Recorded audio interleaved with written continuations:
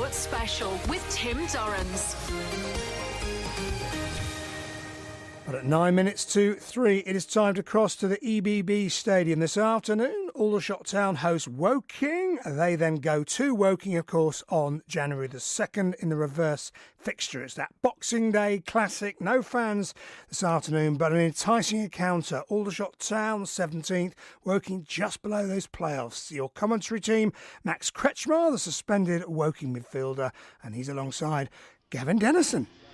A very good afternoon, Tim, and a warm welcome to all of you. Merry Christmas and many compliments of the season to you wherever you are tuning in from today. As Tim says, this promises to be a real Christmas cracker here at the EBB Stadium. Aldershot Town against Woking, of course, two sides that met in the FA Cup a couple of months ago, with Woking coming out on top by 2-1. The winning goal scorer on that day is sat in a properly socially distanced area to my right hand side, Max Kretschmar, and we'll hear from Max in just a few moments time. Just a quick rundown of the team news as the rain starts coming down here in northeast Hampshire, further exacerbating a gloomy Boxing Day here in an unfortunate Tier 4 part of our country. 5 changes for Aldershot Town today from the team that won 5-1 at Welwyn Garden City in the FA Trophy 7 days ago. Brad James comes in goal for Mitch Walker. George Fowler returns after 2 games out with a groin problem. He comes in at right back. Giles Phillips on loan from Wycombe comes in at centre back. And up front in the front three, Mo Bettimer and Harrison Paniotu come in for Mike Fondop and Joel Newble. The other 3 players that miss out, Alex Finney, Killian Colombier and the backup goalkeeper Mitch Walker. 2 changes for Woking. Dave Tarpey and Matt Jarvis both drop to the bench.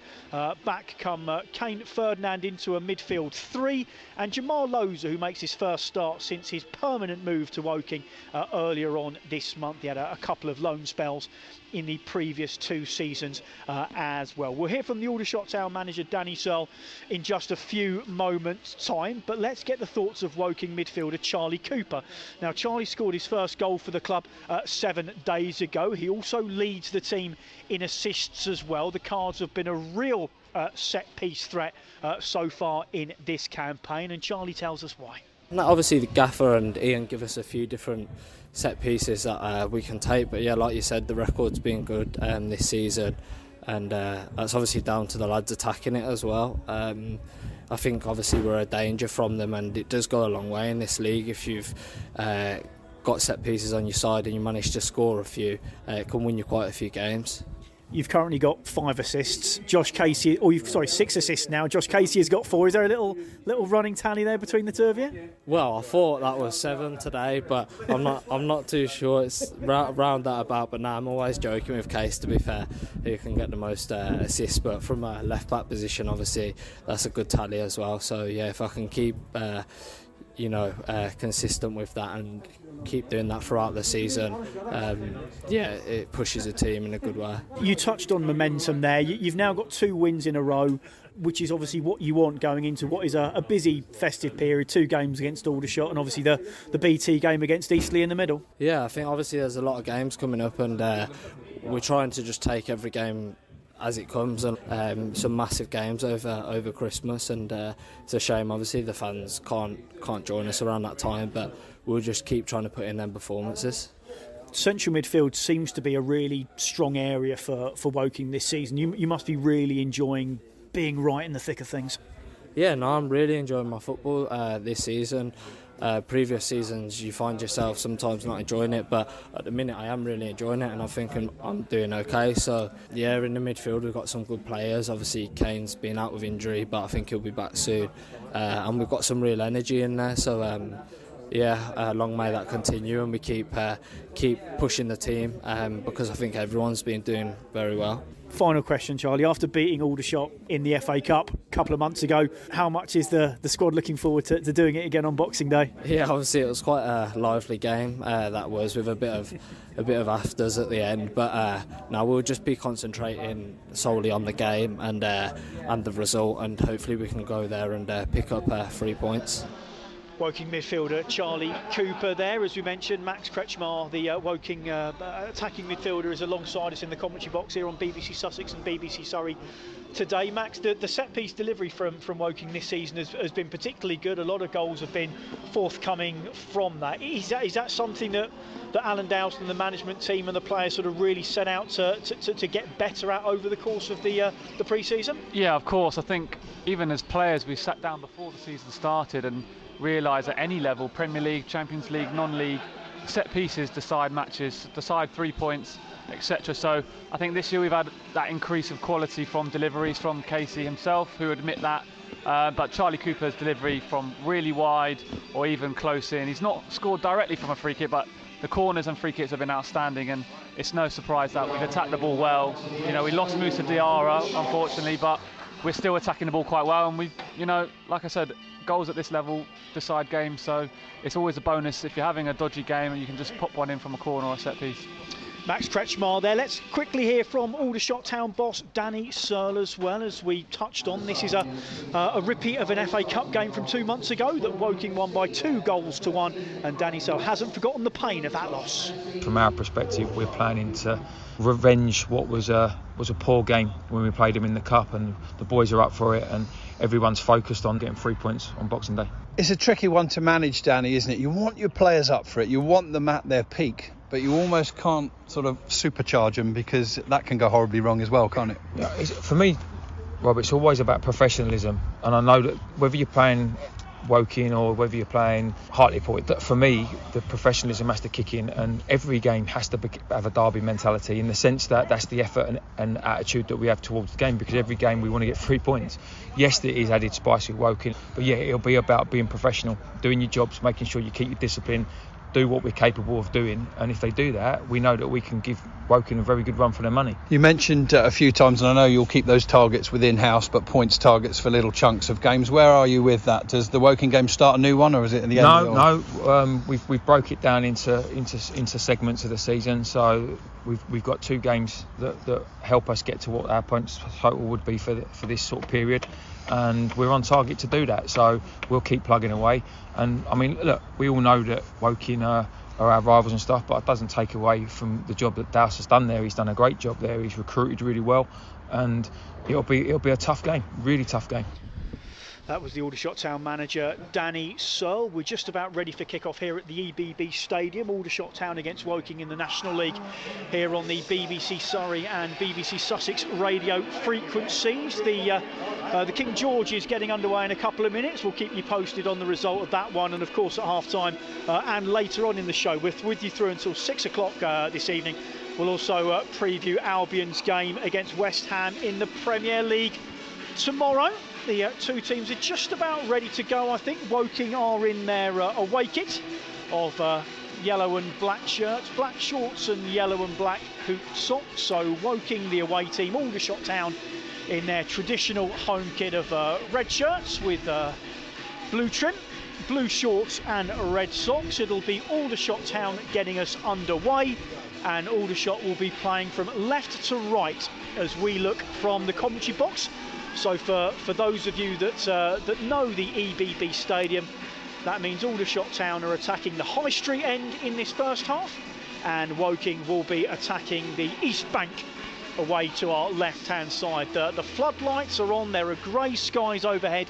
We had a burst of rain just before kick-off as well, but that looks like it's eased a little bit, and it is decidedly chilly with a little bit of breeze as well. As Woking come forward, Jamal Loza attacking down the inside left channel, tries a shot and a really good save by Brad James, pushes it away to the left-hand side, and Aldershot Town are able to clear, but Jamal Loza there with a free rein. As we said, it's his first start since joining permanently from Kings Lynn Town earlier on this season, and from an Aldershot Town perspective, Max, Jamal Loza just had too much time and space, didn't he? Well, you always want to set out your stall early on. It's just a sloppy start to the game just from the goal kick, from the kick-off, sorry, as Loza's just offside there, yeah, sloppy from, you always want to do the first thing in the game well, and it was a bit of a shank from the kick-off.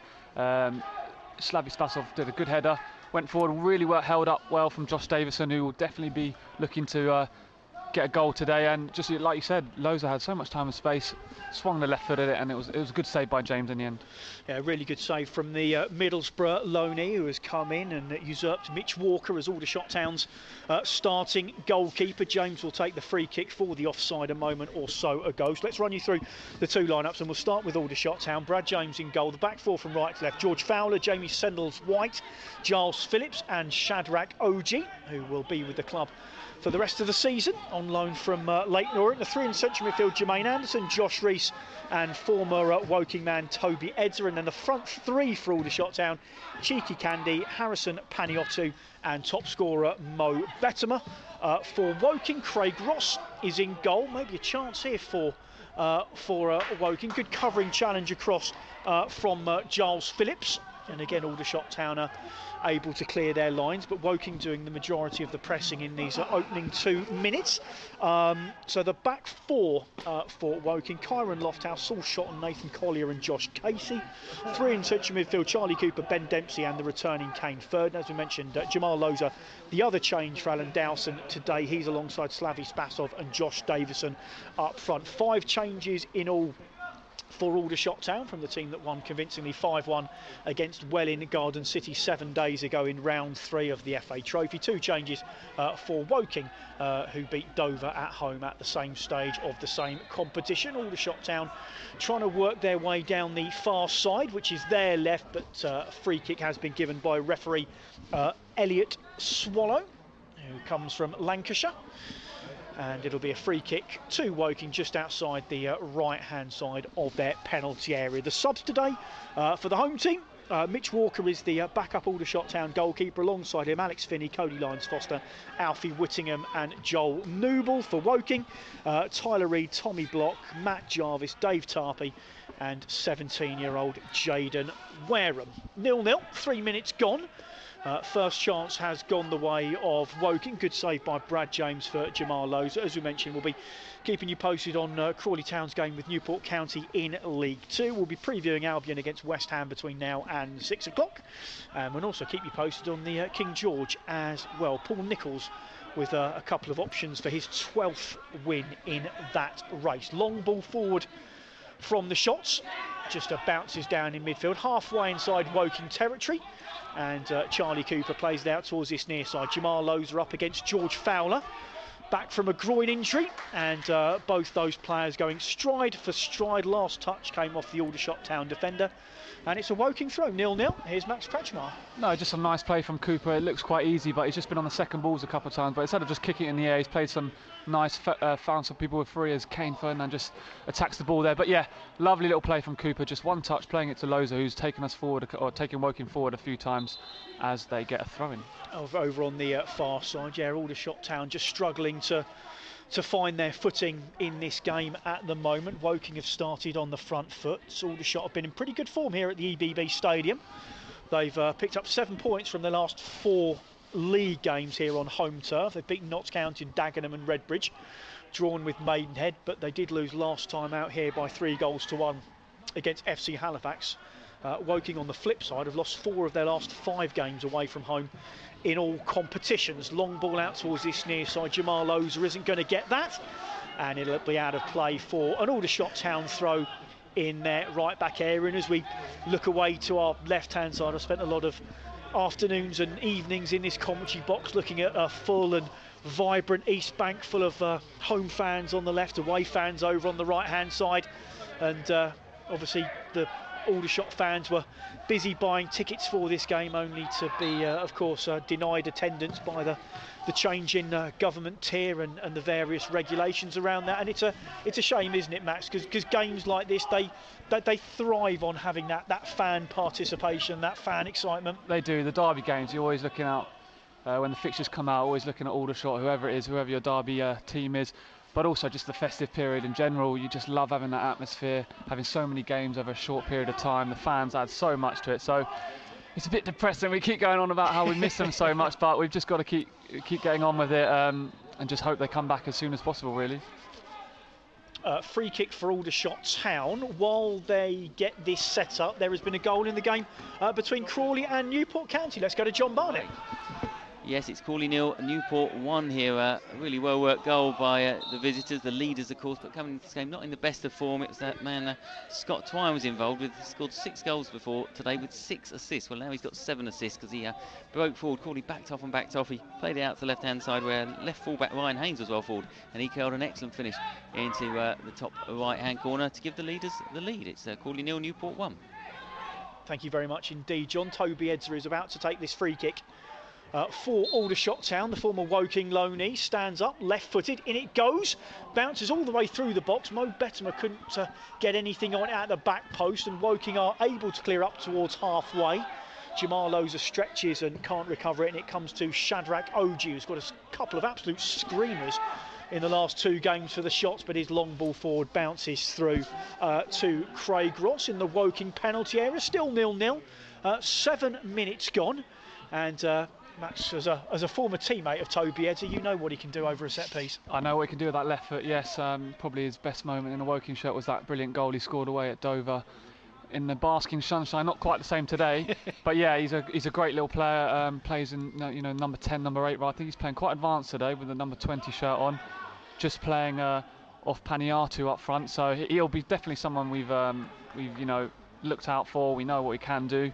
So there should be no excuses for Woking today, just to keep a nice little close eye on him. But from set pieces, he's always going to have that quality delivery. And it's a throw into Aldershot Town over on the far side. Shadrach Oji is going to take it. No goals here at the EBB Stadium, but Crawley Town, as we just heard from John Barnett, already 1-0 down at home to the league leaders Newport County in League 2. Throw-in goes down the line. That's knocked out of play via the head of Saul Shotton, the West Brom loanee, in the middle of that Woking defence for Woking. No Jack Cook today, like our summariser Max Kretschmar. He is suspended for Aldershot. They're really just missing their long-term injuries. Lewis Kinsella, Craig Tanner and Ross McCormack all still out for Danny Searle in his side. Aldershot Town 0, Woking 0. The long throw comes in, headed away by the Woking defence, and the referee's whistle goes anyway for a free kick to the visitors. And as we look back on the game in the FA Cup a couple of months ago, Max, from a I guess from a Woking and Aldershot Town perspective, that 2 months, is that sort of close enough to still be very fresh in the memory for both of these two sides? Obviously for Aldershot Town, they'll be desperate for revenge, I guess. No, definitely. I think both teams will remember the game, but also respect that today's a completely different day, and the 2nd of January will be a completely different day. I think conditions played a big part in that game. It was an itty-bitty game, quite ugly, but it was all about being in the cup, just getting in the next round of the hat, really. So both sides will look back on that and learn lessons, but like I said, today's a completely different game.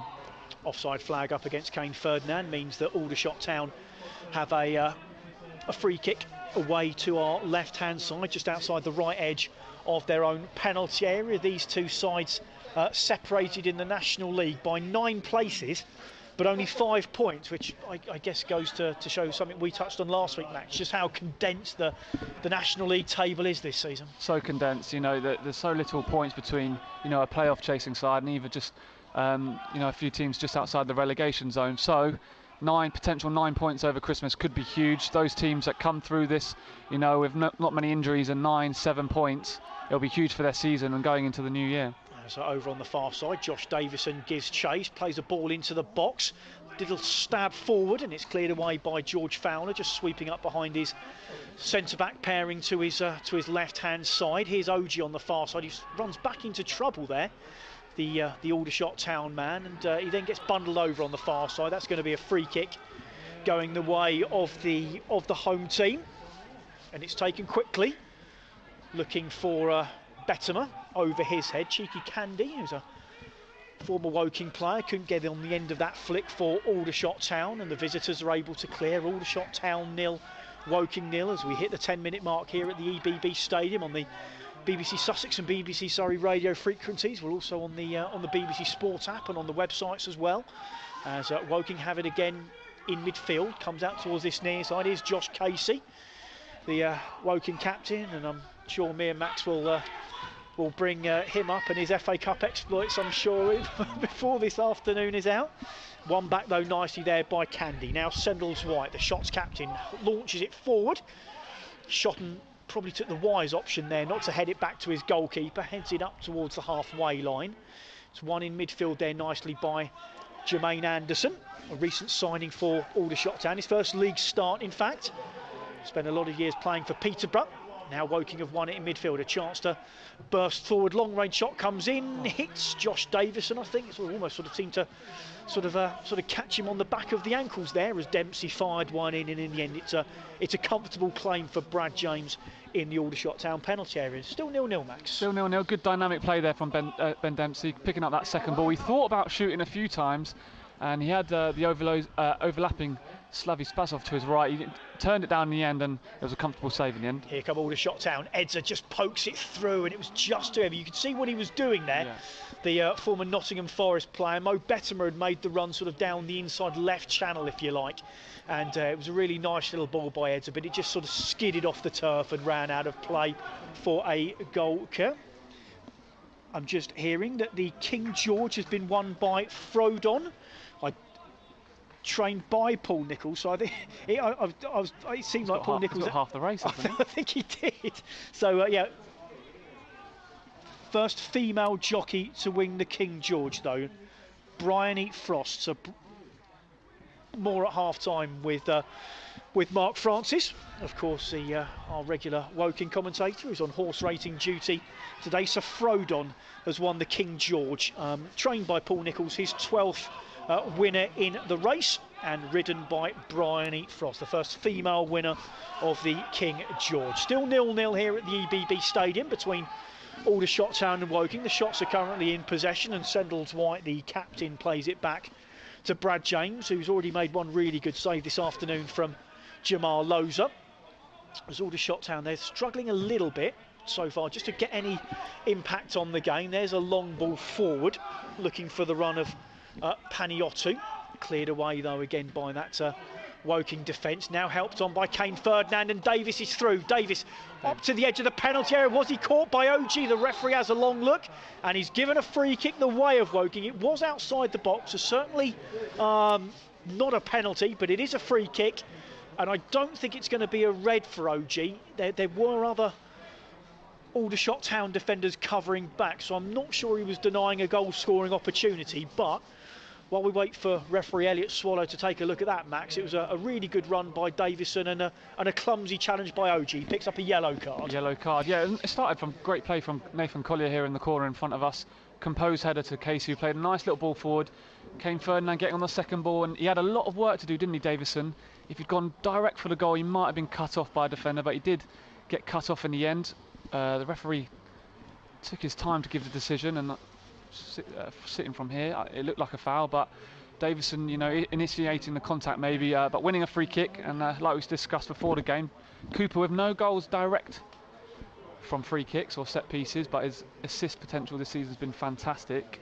It suits the left foot of Josh Casey, but you'd fancy Cooper maybe to take. Yeah, so the free kick as Brad James is looking out from the Aldershot Town goal, it's to his left.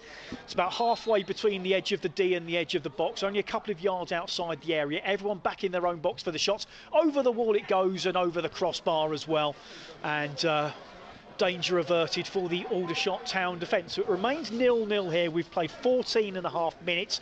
Don't forget that we will be previewing Brighton against West Ham later on in the show. We'll also be hearing from Mark Francis at Kempton for that win for Frodon in the King George, and it is still Crawley 0, Newport County 1 in League 2. We'll go back to John Barnett in a couple of moments' time as Woking win the ball again in midfield, not for the first time. Jamal Loza heads off diagonally from left to right out towards the far side, halfway inside the Aldershot Town half. Aldershot Town defending the goal away to our left-hand side.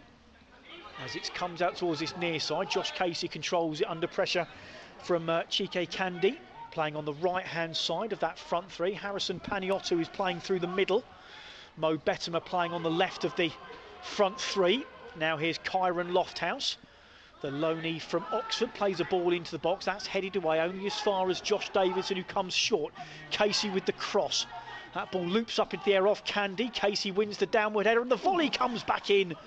and it fizzes through the 6-yard box off the left foot of Jamal Ozri. Hit that really well, but always rising, always going past the left-hand post of Brad James. And it's an Aldershot Town goal kick. Here's Max Kretschmar. Well, Woking looking like they're having a better thing now, but just too much passiveness from Aldershot in defence there. It came all the way out to the right-hand side with Lofthouse. He got an easy crossing. Ball went into the air on this near side. Casey had more desire to win the header, and Lowe's had just fired wide. But yeah, Aldershot may need to have a little wake-up.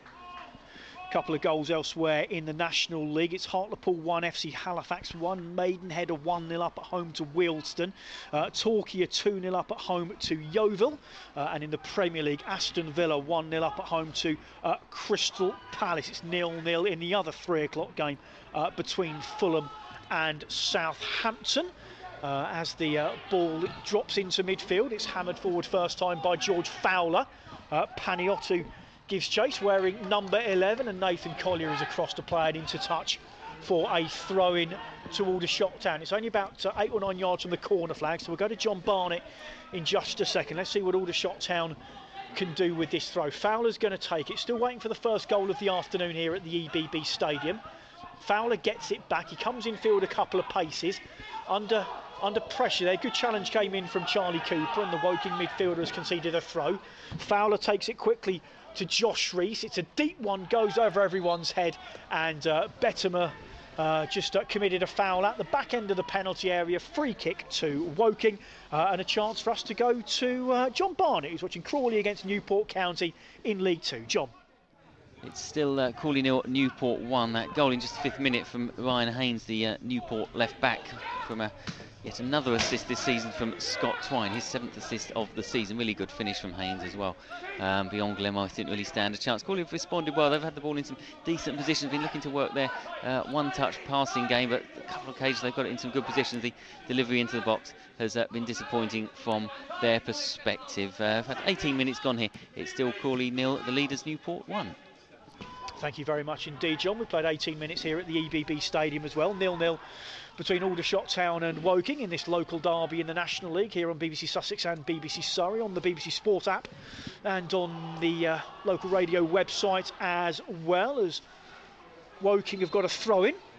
Referee's whistle goes. I'm not sure if... There's plenty of arguments and plenty of arms being raised over there. I'm not entirely sure what for, Max, but suddenly everyone on the Woking side suddenly got very animated. Well, yeah, it looked like an Aldershot throw, and it was one of them that ricochets. Difficult to say, but OG just throwing the ball miles over Lofthouse's head, maybe a little bit cynically and maybe a little bit stupidly. Now he's on a yellow card, but yeah, not to worry anyway. The throw-in has finally been taken, and after a brief passage of play, Aldershot Town have now got a throw-in. So I think everything kind of levelled up there. I think a little bit. Max, let's just sort of quickly sort of pop back to the FA Cup game at the end of October. Obviously, we touched on earlier that Woking won that game. From an Aldershot Town perspective, what do they need to do better today to get a better performance and a better result than they did on that afternoon? Well, like I said, it was a bit of an ugly game, and in those kind of games, which it's a bit more quality out there today and conditions are a little bit better, but in ugly games you've got to be nice, nasty second balls, win tackles, be really energetic in midfield, and maybe looking back on it, the coaching staff maybe think that the levels started to dip towards the end of the game, and obviously the second goal was a little bit sloppy. You can't really help individual errors as a manager, as a Aldershot come forward here. Craig Ross cleans up. Yeah, so I know they're maybe a little bit low on energy and could have improved, and they definitely think they'll improve today. So yeah, plenty of lessons to learn. They've started with more energy, like I said today, but again, you just feel like Woking in that midfield zone, that'll be the most important zone for each team. 3v3 in there, as Chike Candy has a chance. Slipped by Casey. Candy, can he get it? Casey recovered really well just to get himself in the way, and it was a ball that wouldn't quite settle for the Aldershot Town number 10. It just sort of bounced and sat up, and it allowed Casey to come through. That's a poor header by Collier. Paniotto is in. His ball into the box, hooked over his head by Shot, and Aldershot Town come forward again. Pan is just trying to turn on the far side. Shot comes in, and it's well over the crossbar in the end. It was Candy causing a real nuisance of himself just on the edge of the penalty area there, and in the end it was an opportunity that never really threatened Craig Ross in the Woking goal. But that's better from Aldershot Town, probably the best we've seen from them so far, Max. It was, and Chike Candy, the former Woking player, played with him under Gary Hill. lovely guy. His physical attributes are actually incredible, and he needs to just show that aggression maybe when playing. He did there when holding it up and laying off as the shot went over, but he just couldn't capitalise on Josh Casey's slip, who, you know, he did recover quite well, Casey, in the end. But yeah, I think the assistant manager in front of us just trying to get more out of GK. That's it, don't give up, and, you know, stay aggressive. And he's got, like I said, those physical and technical qualities he have going forward, getting shots off and being nice and tricky. And he's winning a second ball there, which is what the coaching staff of Aldershot will want. That's Max Kretschmar, the Woking attacking midfielder, joining us this afternoon here on BBC Sussex and BBC Surrey. Max suspended for this one, and as we touched on, he scored the winner in the FA Cup game a couple of months ago. I know he's itching to be out there, but we're very thankful to him for joining us this afternoon. Woking have a throw over on the far side, about 15-20 yards inside the Aldershot Town half. Still no goals as we approach the midway point of this opening period. On a grey afternoon here in northeast Hampshire, the floodlights are burning brightly. There was a very chilly wind earlier on today. It's dipped a little bit, which means the temperatures aren't quite as Baltic as they were when I first got here a couple of hours ago. As Woking just content at the moment to pass it around the halfway line. Now it's played forward and taken down on the chest by OG.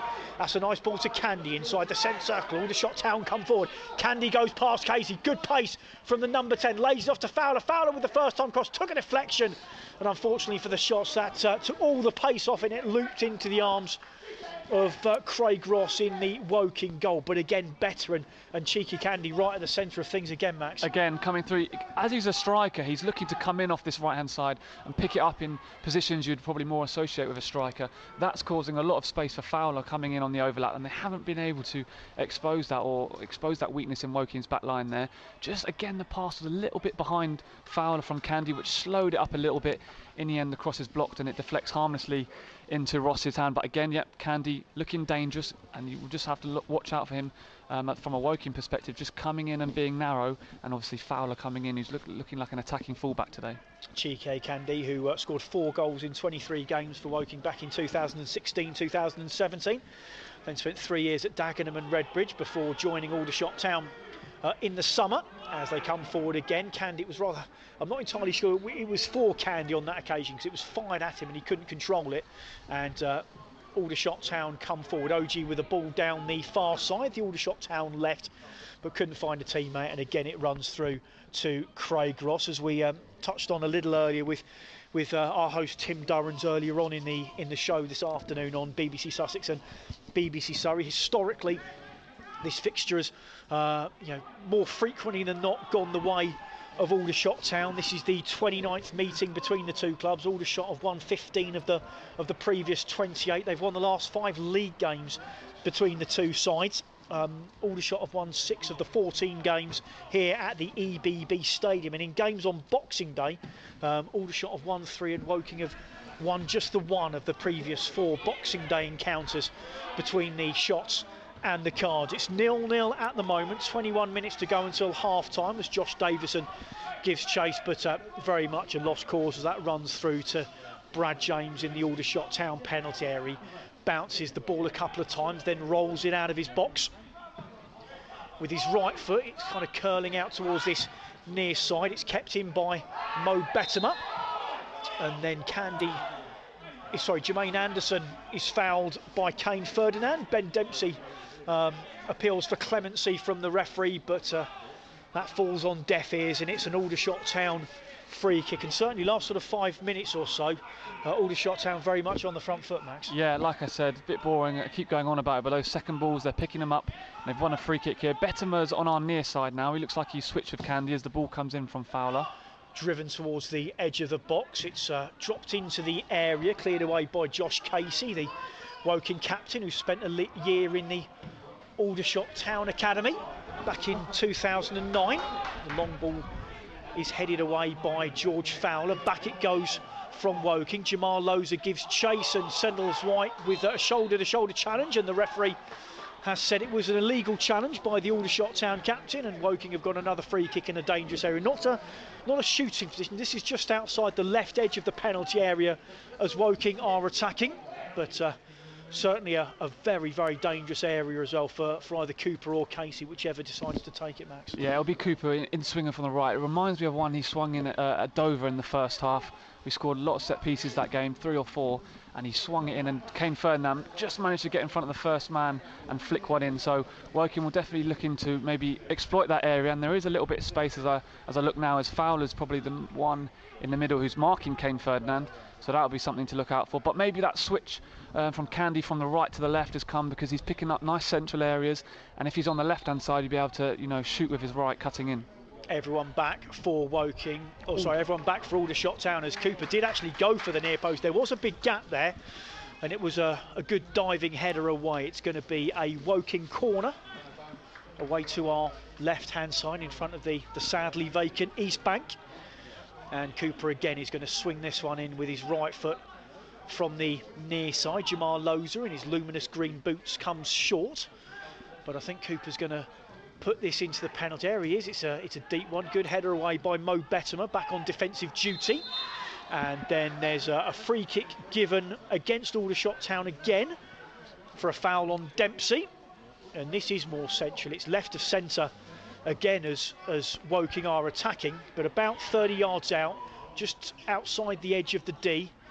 And again, Woking will look to capitalise on Aldershot Town. They can't keep conceding set pieces in their own defensive third, Max. Yeah, initially it was well defended by Sendles White. It looked like it had three defenders in the zone defensively from Aldershot, so their job is to attack the ball, not let players get in between them, which is sometimes the problem in zonal marking, and the rest picked up man for man in the middle. So a bit of a hybrid system, which is quite interesting to see from a managerial or coaching point of view.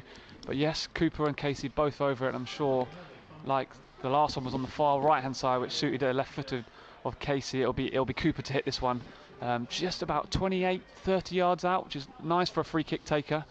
And all you ask really is try and hit the target, get it up and over that wall and hit the target really.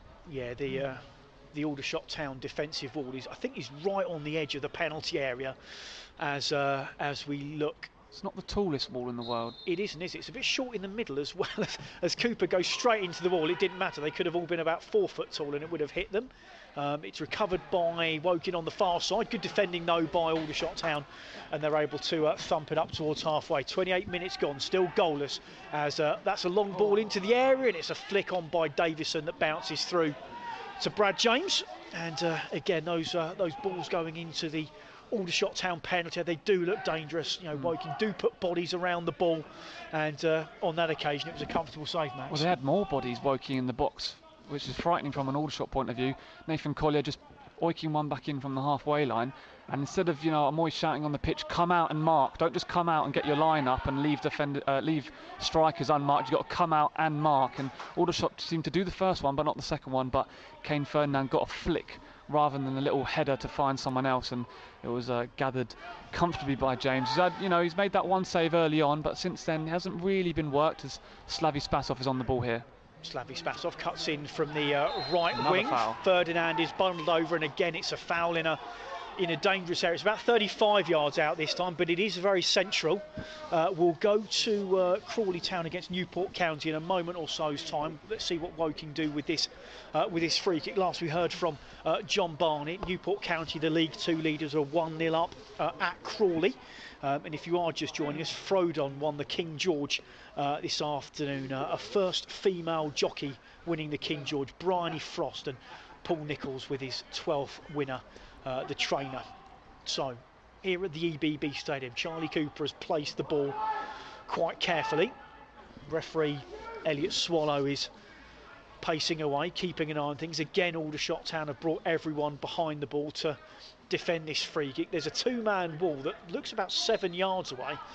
The referee's happy with it, but it looks very, very close as Cooper dinks it in towards the back post. Really good defensive header at that back stick by Giles Phillips, who's on loan from Wickham until January.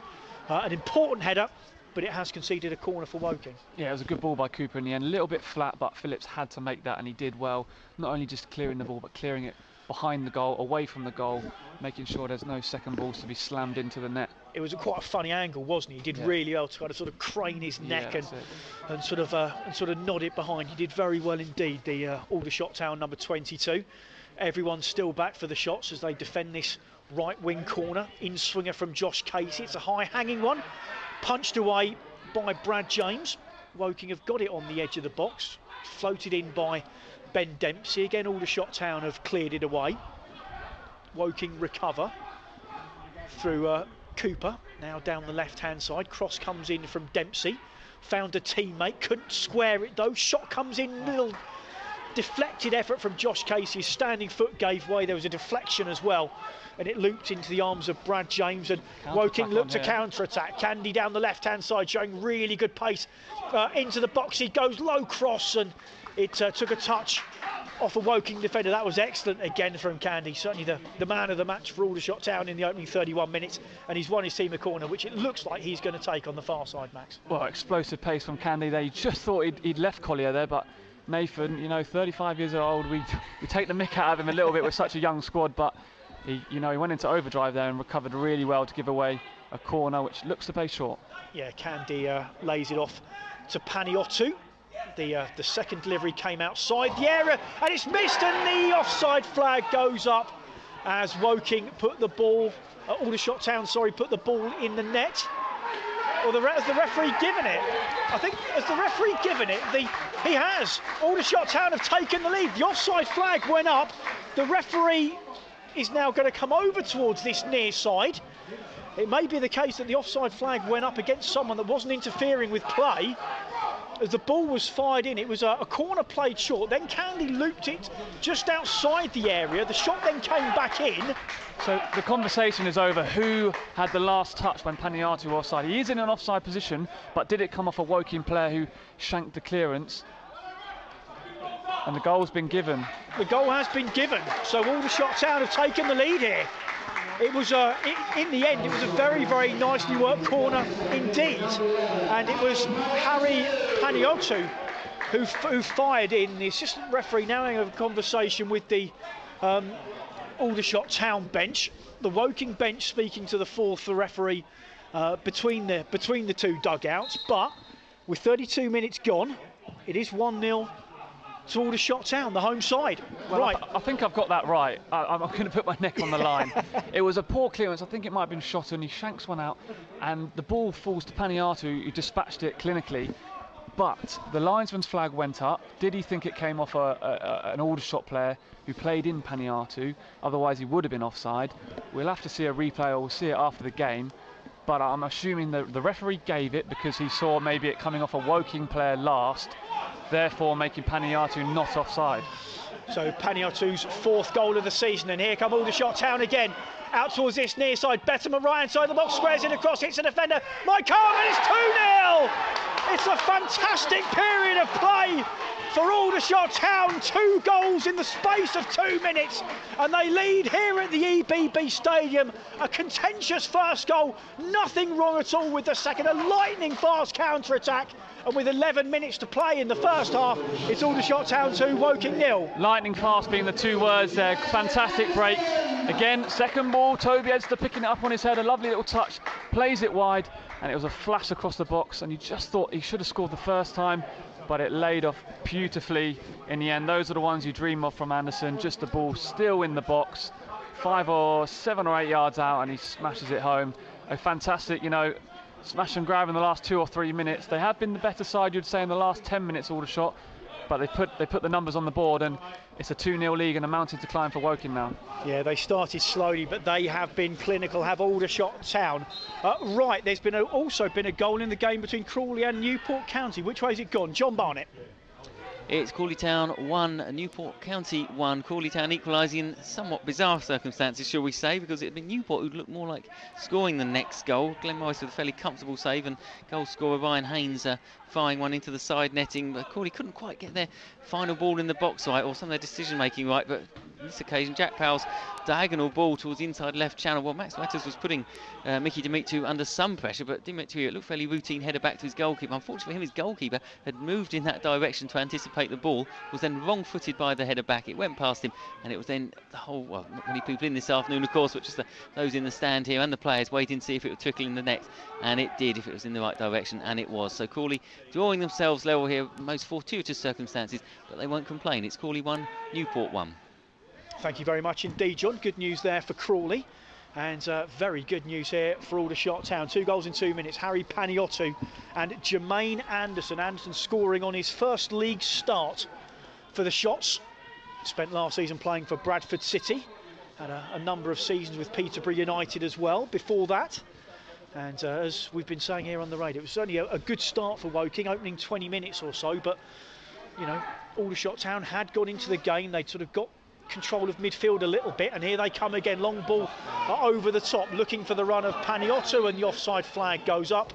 And I think this time everyone is agreement nice and quickly that Paniotto was offside. It'll be a free kick to Woking. But those 2 goals in 2 minutes, Max, they've sort of really knocked Woking. I think sort of obviously the key for the Cards is to make sure they don't concede any more in the 9 minutes before half time. Yeah, on the flip side, Aldershot look energised, plenty of noise on the pitch from the bench, which from the bench has been noisy throughout, but the players now taking responsibility, and like I said, they look energised. Woking just not feeling sorry for themselves, but a little bit passive at the minute, going through the motions, and it's going to take maybe a bit of brilliance or a mistake from Aldershot for Woking to get back into this game. And again, Aldershot Town winning it back in midfield. A tenacious bit of play, and then George Fowler shanks his clearance onto the roof of the stand. You may have heard the ball bouncing on the corrugated iron roof above us. Josh Casey will take the throw just by the Woking away dugout here at the EBB Stadium. Aldershot leading by 2 goals to the 4th of the season for Harry Paniotto, and a first in Aldershot Town colours for Jermaine Anderson. The ball is at the feet of Craig Ross, who launches it into Aldershot Town territory. The header is won again by George Fowler, as you mentioned, back in the lineup today at right back after a couple of games missing with a groin injury. And now it's given away by Cooper. Toby Edzer bursting towards the Woking penalty. Edzer still going, the shot was blocked. Then they lift it for each other, and a chance here for 3-0, and it is! It's a 3rd goal for Aldershot Town, and the home attendees are in absolute rapture. 4 Woking defenders just seem to leave it for each other. And there was a red and blue shirt in there to nick in between. A little chip over the goalkeeper. And Jermaine Anderson has his 2nd goal of the afternoon. His 2nd goal for Aldershot Town. And with 38 minutes gone, it's Aldershot Town 3, Woking 0. Well, Alan Dowson, the Woking manager, will be having serious words at half-time. What's the back 4 doing there? Saul Shotton made a great block from a great break from Toby Edzer. It must be said, in the last 15 minutes he's been the best player on the pitch, and he just broke forward. It was a good block from Shotton inside the box. You just got to clear your lines. He was wanting Collier to take it off his toes and get rid of it. He's got to take control there and get rid of the ball. But again, neither of them took charge there, and Anderson took charge himself with a sleeping back line from Woking, and it's 3-0 and Aldershot in utter control now. There have been some very heavy Aldershot Town wins on this ground against the Cards. I remember a game here on Boxing Day 2016 where Scott Rendell scored a hat-trick for Aldershot Town in a 4-0 win, as a low cross comes in from the Woking left-hand side. Davison tries to squirt it across, but again, red and blue shirts in the way, and Aldershot Town defending in numbers, and they have taken their chances. I think it's pretty much 3 efforts on goal, 3 goals for Aldershot Town. The home team leading 3-0 here at the EBB Stadium, as Craig Ross again launches it forward, but again Jermaine Anderson is in there. 2 goals for him this afternoon. Back to OG. It was a sort of a skewed clearance by OG, and over on the far side Jermaine Anderson can't keep it in, and it is a Woking throw just inside Aldershot Town's half. 5.5 minutes to go until half time here. 3-0 to Aldershot Town. It's 1-1 between Crawley and Newport County in League 2, and Frodon won the King George at Kempton. Here's Josh Casey in possession for Woking on halfway, comes out towards this near side, trying to go the long way around Mo Bettimer, but Aldershot Town's top scorer stuck to his stuck to his task well, and got a good tackle in And it is a throw in, and Josh Casey just looking for options there, Well, and there weren't really any forthcoming. Exactly, nail on the head there, Gavin. He picks the ball up in the left position. He's got Loza very narrow in a striking role. He's got no Davison showing feet, no midfielder, and in the end he had to try and take Bettimer on and win a throw-in. Lofthouse with a cross, it's a good one, and it's straight to Brad James, though. Good catch by the Aldershot Town goalkeeper, as again there were Woking bodies in the box, but Lofthouse not quite as precise with that cross as he needed to be, and Aldershot Town with a lead that I'm sure they wouldn't have envisaged an hour or so ago, leading 3-0 here against Woking. It's really been a half of two halves. Woking couldn't capitalise on their dominance in the opening 20. Aldershot have done in the last 20 and then some, leading 3-0. Defending here to do though.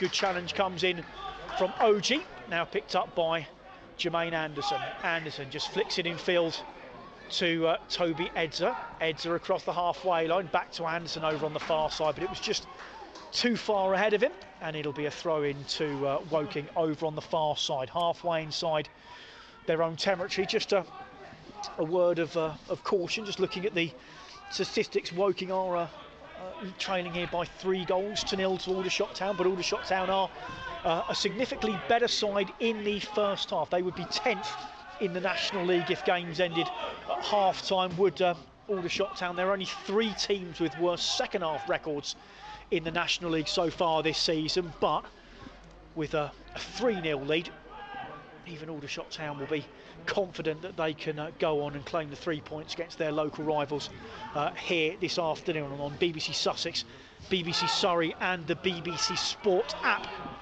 At half-time, we'll be getting an update from Crawley against Newport County. John Barnett watching that one for us. We'll hear from Mark Francis about the King George that took place earlier on this afternoon. And of course, we'll start previewing Brighton against West Ham, which takes place tomorrow in the Premier League as well. We'll also give you the half-time scores from around the country too, as the ball heads towards the Aldershot Town penalty area. Drops here to Davison, who took a shot on the turn with his back to goal, and I think Max, as soon as he hit that, he knew that was going well wide. Yeah, it was a speculative effort, I should say. Again, Woking, I keep seeing Casey getting the ball on the left-hand side and really having not a lot of options. He played a nice little channel ball there to win the throw-in high up, but again, the throw-in coming to nothing. Aldershot will be delighted with this. They were banging the game. They've been in the game for the whole game, but really have, cranked up the tempo, cranked up the second balls and the balls going into Woking's spot. You did say, Gavin, they've only had 3 shots, but let's be honest, they've been the much better team in the last 15 minutes, and they definitely deserve to be in the lead from their, their penalty box entries, etc., like that. But they've been clinical, and you can't take that away from them. And we were talking, we've talked a lot this season on the Woking commentaries about how good the Woking midfield has been, but certainly in the last sort of 15-20 minutes, it's been that Aldershot midfield 3 of Josh Reeves, Toby Edzer, and especially Jermaine Anderson, who has 2 goals. He's really taken his chance. As we said, first league start. He started the game against Welling Garden City in the FA Trophy 7 days ago, here on BBC Radio Sussex and BBC Radio Surrey. 90 seconds of normal time to go. I think we'll get a little bit of stoppage time because there was a fairly lengthy delay between the first goal going in and it being awarded. Offside flag went up against Harry Paniotto, but the referee obviously decided that the last touch came off a Woking defender, as Josh Casey is back defending down by his corner flag in the left back area, trying to clear it, and he does. But that was really good play from Mo Bettimer, I think it was. He didn't foul Casey, he stayed on his feet, just kept him coordinating, didn't dive in. And Aldershot Town have now got to throw right where they want it, level with the edge of the Woking penalty area, leading 3-0 into minute 45 here at the EBB Stadium. Fowler will take the throw, goes down towards the byline. Good hold-up play. Now it's back to Bettimer. Bettimer, who sort of puts his big body in the way against Charlie Cooper.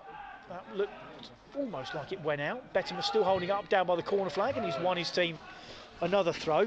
Max, it's almost like we're in minute 45 of the second half rather than minute 45 of the first half. Aldershot Town, as you would expect, very, very happy to go in 3-0 up at half-time and looking to run out this first half. It's good tactical play, in my opinion. They're just slowing it down. The last thing they would want is Woking just to get that leg up just before half-time, so keeping it in the corner with an option to maybe get a cross in. But Bettimer, it's so simple, really. We've seen Casey go down when he feels a push in his back, when he's trying to protect the ball in the corner. There's absolutely no need for any winger to go steaming into the back of a full-back. Just let him there, and Bettimer, like you said, tactically really aware there, just lets Casey pick out for throwing, and they've wasted 1 or 2 minutes in the corner.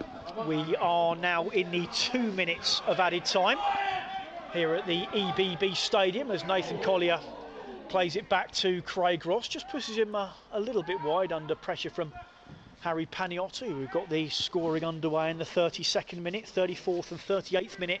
The 2 goals for Jermaine Anderson that give Aldershot Town this 3-0 lead here at the EBB Stadium in the National League. Elsewhere in the National League, Torquay are 4-0 up at home to Yeovil. Maidenhead 2-0 up at home to Wealdstone.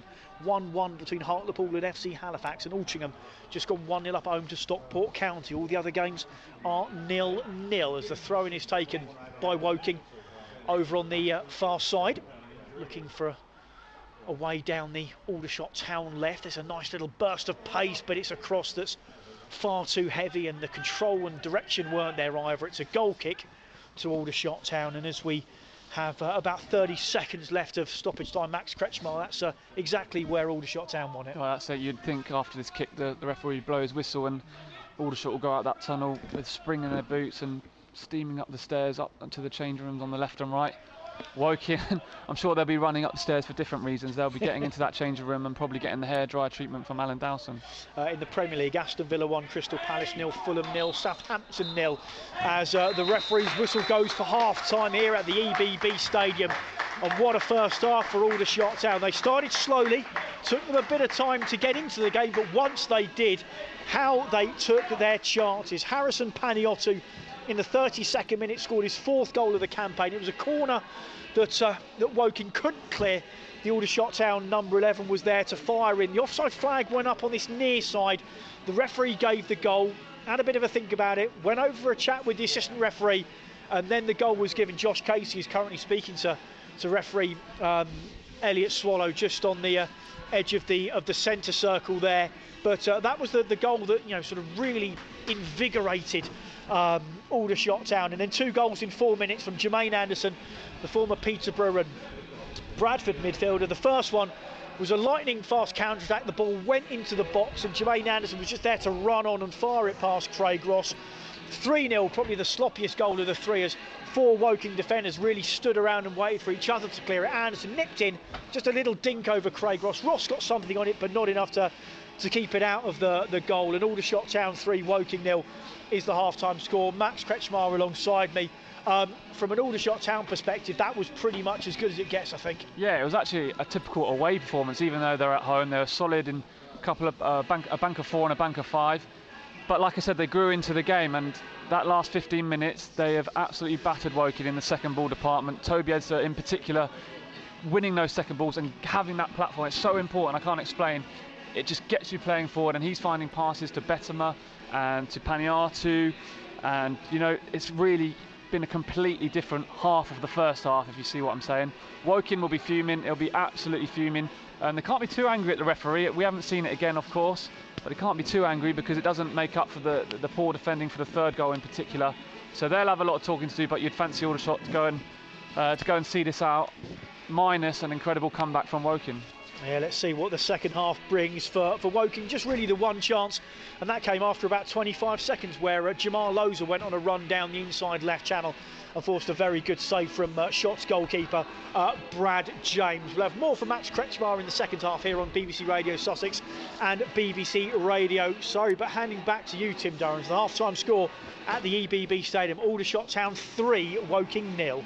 Yes, Gavin and Max going to go and lie down for 5 minutes. What a first half of the Shots. Work to do for Woking. Full live commentary when we return to the EBB Stadium. In National League South already, Dorking Wanderers beaten by a goal to nil. We'll try and squeeze in some quick reaction from Mark White for you. We'll certainly have lots more after 5. How about League 2? The half-time whistle has just blown. Crawley Town against Newport County. John Barnett. Yes, it's half-time here. Players just leaving the field. It's Crawley 1 and Newport, the leaders before kick-off, 1.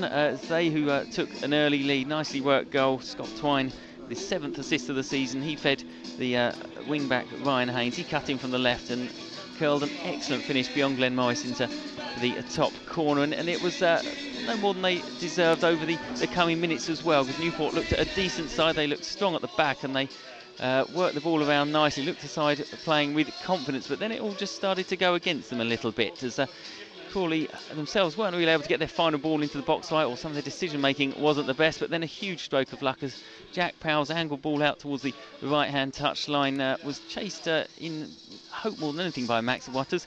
Central defender Mickey Dimitri was there to mop it up, nodded it back to his goalkeeper, but unfortunately his keeper Nick Townsend had already gone that way to anticipate the ball, or maybe not quite the angle on the header, and it agonisingly trickled past him and then between the post and into the net for a most bizarre equaliser for Crawley. Talking of bizarre, we've had the sprinklers come on the pitch here. We've had that own goal, and then we had the third thing that you don't see very often, which is, and again, a bit of bad luck for Newport. Their goalkeeper, Nick Townsend, fairly innocuous, didn't see him get injured, but he was being treated at one point and then being treated again, and he's had to make way for substitute Tom King. So Newport probably feel things just conspiring against them at the moment, having made such a promising start to the game. As for Crawley, they won't complain with their impressive home record and looking to push up towards those playoff places. Half time here, it's Crawley 1, Newport 1. John, thank you. Full live commentary with Tony and John on the Crawley iFollow account via the club's website. In the Premier League, Leicester equalising late on to get a 2-2 draw with Man United. Villa a goal up against Crystal Palace, still playing in the first half there. Fulham, remember, below the Albion, 0-0 at home to Southampton. It's Arsenal-Chelsea at 5:30 and 2 games at 8. But one story dominating the last hour away from football. Now they come down towards the second last. Frodon trying to hold on here. Frodon at 2 out, leads over that from St Calvados in second, and Clandes Obo is now anchored back in third place. He won't be winning, waiting patiently. He's running on now from the back end of the field. He's finishing strongly. Frodon at the last fence in the King George, over safely now with waiting patiently onto the short run-in, trying to gather him in. But what a moment this will be for Bryony Frost. She's won the King George aboard Frodon. For Paul Nicholls, a 12th win in the race for him. But with all respect to the champion trainer, this is all about a relationship between horse and rider, Frodon and Bryony Frost. She makes massive headlines, beating Waiting Patiently and St Calvados with Santini next. First time this great race has ever been won by a female rider. Bryony Frost writes the racing headlines once again. A King George win for her and Frodon. And great commentary as ever from the BBC 5 Live's John Hunt. Listening to that, Mark Francis, our racing expert. Mark, we talked about history, didn't we, before the race? History was made, but not what we thought. Yeah, absolutely, Tim. And I have to say, what great commentary from John Hunt that was. He's basically taken all my lines in all his commentary, really. As you heard there, that Bryony Frost, the first female jockey to win the King George. Her dad, Jimmy Frost, actually won the Grand National back in '89, and Bryony's got her own headlines now in 2020. Magnificent victory, as you say, for Frodon and for Ryder. Paul Nicholls with his 12th victory in this race, and as John mentioned there, not really in the way that he thought was going to pan out. Surname was pulled up. Clandes Obo only ran on well for third, and Real Steel didn't really feature. So out of his 4 chances in 9 of the race, he did win his 12th, which I suppose is the story. But all eyes will be on Bryony Frost, who combined with this horse to win the Ryanair at Cheltenham not too long ago. That was their first Grade 1. This now their second at odds of 20-1. Beating Waiting Patiently. What a magnificent return that was from him. St Calvados was 4th, Clandes Obo 3rd. But a 12th win for Paul Nicholls with his 5th different horse is a tremendous achievement. As I said, it would have been the story of the day for Paul Nicholls to win his 12th. But all eyes will be on Bryony and indeed Frodon. A big shock in the King George. I want to ask you a question, Mark. Obviously, we've heard, haven't we, in the last 12 months, increasing numbers of female jockeys winning big races around the world. Are they getting more opportunity? Yeah. Are they getting stronger? Bit of both? What is it? And it's absolutely fantastic and right to see, of course. Absolutely, yeah. I mean, this year's been dominated by women very much on the flat and over jumps. Bryony's been writing all the headlines over jumps, and Holly Doyle, who was third in BBC Sports Personality of the Year the other night, very much commendable for her third that night, beaten by the likes of Lewis Hamilton, 7-time F1 driver, and Jordan Henderson, captain of a Premier League winning team, and a horse riding jockey in third. It just goes to show the achievement of the female riders this year, and Bryony is no dissimilar to Holly. They've been outstanding, and really, we shouldn't be describing them as female riders. They're very much jockeys in their own right. There aren't loads of them about. Hayley Turner's another example on the flat. Does a lot of work in the television nowadays. There are flat jockeys, female jockeys all over the world. In America, I think Emma Jane Watson's probably the best female jockey in the world, followed closely by Holly Doyle. But then again, Bryony's just absolutely fantastic. Of course, inherited from Jimmy Frost, that Grand National winning rider from 30 years ago. Bryony has won many a top race. She's won on this card 2 years ago with Black Corton, another Grade 1. With Frodon, as I mentioned, at Cheltenham, and Frodon there today. So there's no boundaries for these girls. They really are top of the range jockeys, and don't look out of place in this sort of lineup. And finally, I touched on the Christmas hurdle. You talked about possible events there being dramatic. How did that one play out earlier? Well, yeah, another big story, Tim. Epatante, which I would personally describe as probably the best hurdler in Britain and probably Ireland, was beat at 1-5. She hit the top of the third last flight. This is hurdles, Christmas hurdle, not the big fences in the King George. Epatante clipped the top, flattened the hurdle, and then never could get on terms with the eventual winner, Silver Streak. Now, we've seen some classy greys at Kempton in the past. Desert Orchid, a 4-time winner of the King George, springs to mind. But we had another top grey here this afternoon, Silver Streak, who very much deserved a Grade 1, it must be said, in the Fighting Fifth a month ago at Newcastle. He actually got carried out by a loose horse. So all sorts of bad luck that day for Silver Streak, but the same can't be said today. He got his deserved Grade 1 and lower the colours of Epatante, who I'm sure will be back at Cheltenham in March, but that'll be an interesting matchup for then. Cracking stuff. Mark Francis, thank you very much indeed, Mark, our racing expert, but also, of course, the Donza Woking commentary jacket as well. He'll be on the Monday game this coming Monday. That'll be on the BBC Sport app as well. Woking 3-0 down away to Aldershot in the 3 o'clock game today. We're back with commentary in around 6 minutes' time. But let's get some reaction from Paul Nicholls. 12 wins for him of the King George, but of course Frodon and Bryony Frost winning today. Reaction from him. She's good for racing. She rides well, creates a lot of interest from a lot of people. As Holly Doyle is on the flat, and she rides very well and riding big winners. She seems to be good on those good days. She's unflappable. She listens to what you. We spoke for about an hour on the phone last night, and I said basically the key to this is to go flat out over the first mile, because he thrives on that. And then try and fill his lungs up a little bit. And that's it, quite honestly, probably turning in 2 or 3 of them might go by you. But at least that is the way to ride him. It's the best. It suits him. I didn't really expect that, to be honest with you. I think none of us did, but it worked. Great story for Bryony Frost. Great story for the horse, but of course also for Paul Nicholls. What a trainer, dominating it, hasn't he, in the last half decade or so. Now in the Premier League, a reminder, Fulham goalless against Southampton at half-time. Villa a goal up at home to Crystal Palace. Brighton and Hove Albion in action tomorrow. They head to the London Stadium to face West Ham. Sussex listeners can hear that one on our station. The Seagulls in the Premier League table, they're 17th. They're keeping out of trouble for now, but they could drop a place if events go against them tonight. They have some fond memories, though, including last season. Following the Albion in the Premier League. BBC Radio Sussex Sport. Hear every Albion game live. Going to be Gross, swings it in, right on the keeper who punches, and it's deflected into there. It's an own goal, I think, but Albion won't care who it comes from. They're back in the game, the perfect start to the second half. West Ham 2, Albion 1. Sometimes you just need a little bit of luck in this game, and it's a word that Graham Potter has used on a couple of occasions. Said sometimes you need to play to your best of your ability, and sometimes you need a bit of luck. They've got their little bit of luck there. Yeah, and you need to create it. Look, you have to, and though we put them under pressure. Glenn did well to put the goalkeeper off, but it's a good response. But you have to keep going now, keep going forward. Stevens to the rescue. Here's the resulting corner, played in by Creswell. Header away by Glenn Murray. Left-footed volley. It's the same result as the first half. It's that man, Robert Snodgrass. Left-footed, whipped in, past Ryan, and West Ham restore their 2-goal advantage. West Ham United 3, Brighton and Hove Albion 1. Clearance is blocked, and a little bit of indecision at the back of the defence, and through there goes Pascal Gross, and it's trickled into the back of the net. Albion have another. Game on here at the London Stadium, and the Seagulls have punished them. 3-2. Parappa gets behind the defence, curls it in there. Chance of the back post. Murray appeals for handball. It's turned in by Glenn Murray. Oh, he loves to score against West Ham. He goes to celebrate with the Seagull supporters. VAR will check. Sometimes these stories are written for people like Glenn Murray. Ben Roberts in front of us thinks it's a goal. I do now, seen it. They're playing it over 8 times now. Well, what is the decision? VAR is called. Scored. It's given. The goal is given. It had to be Glenn Murray, didn't it?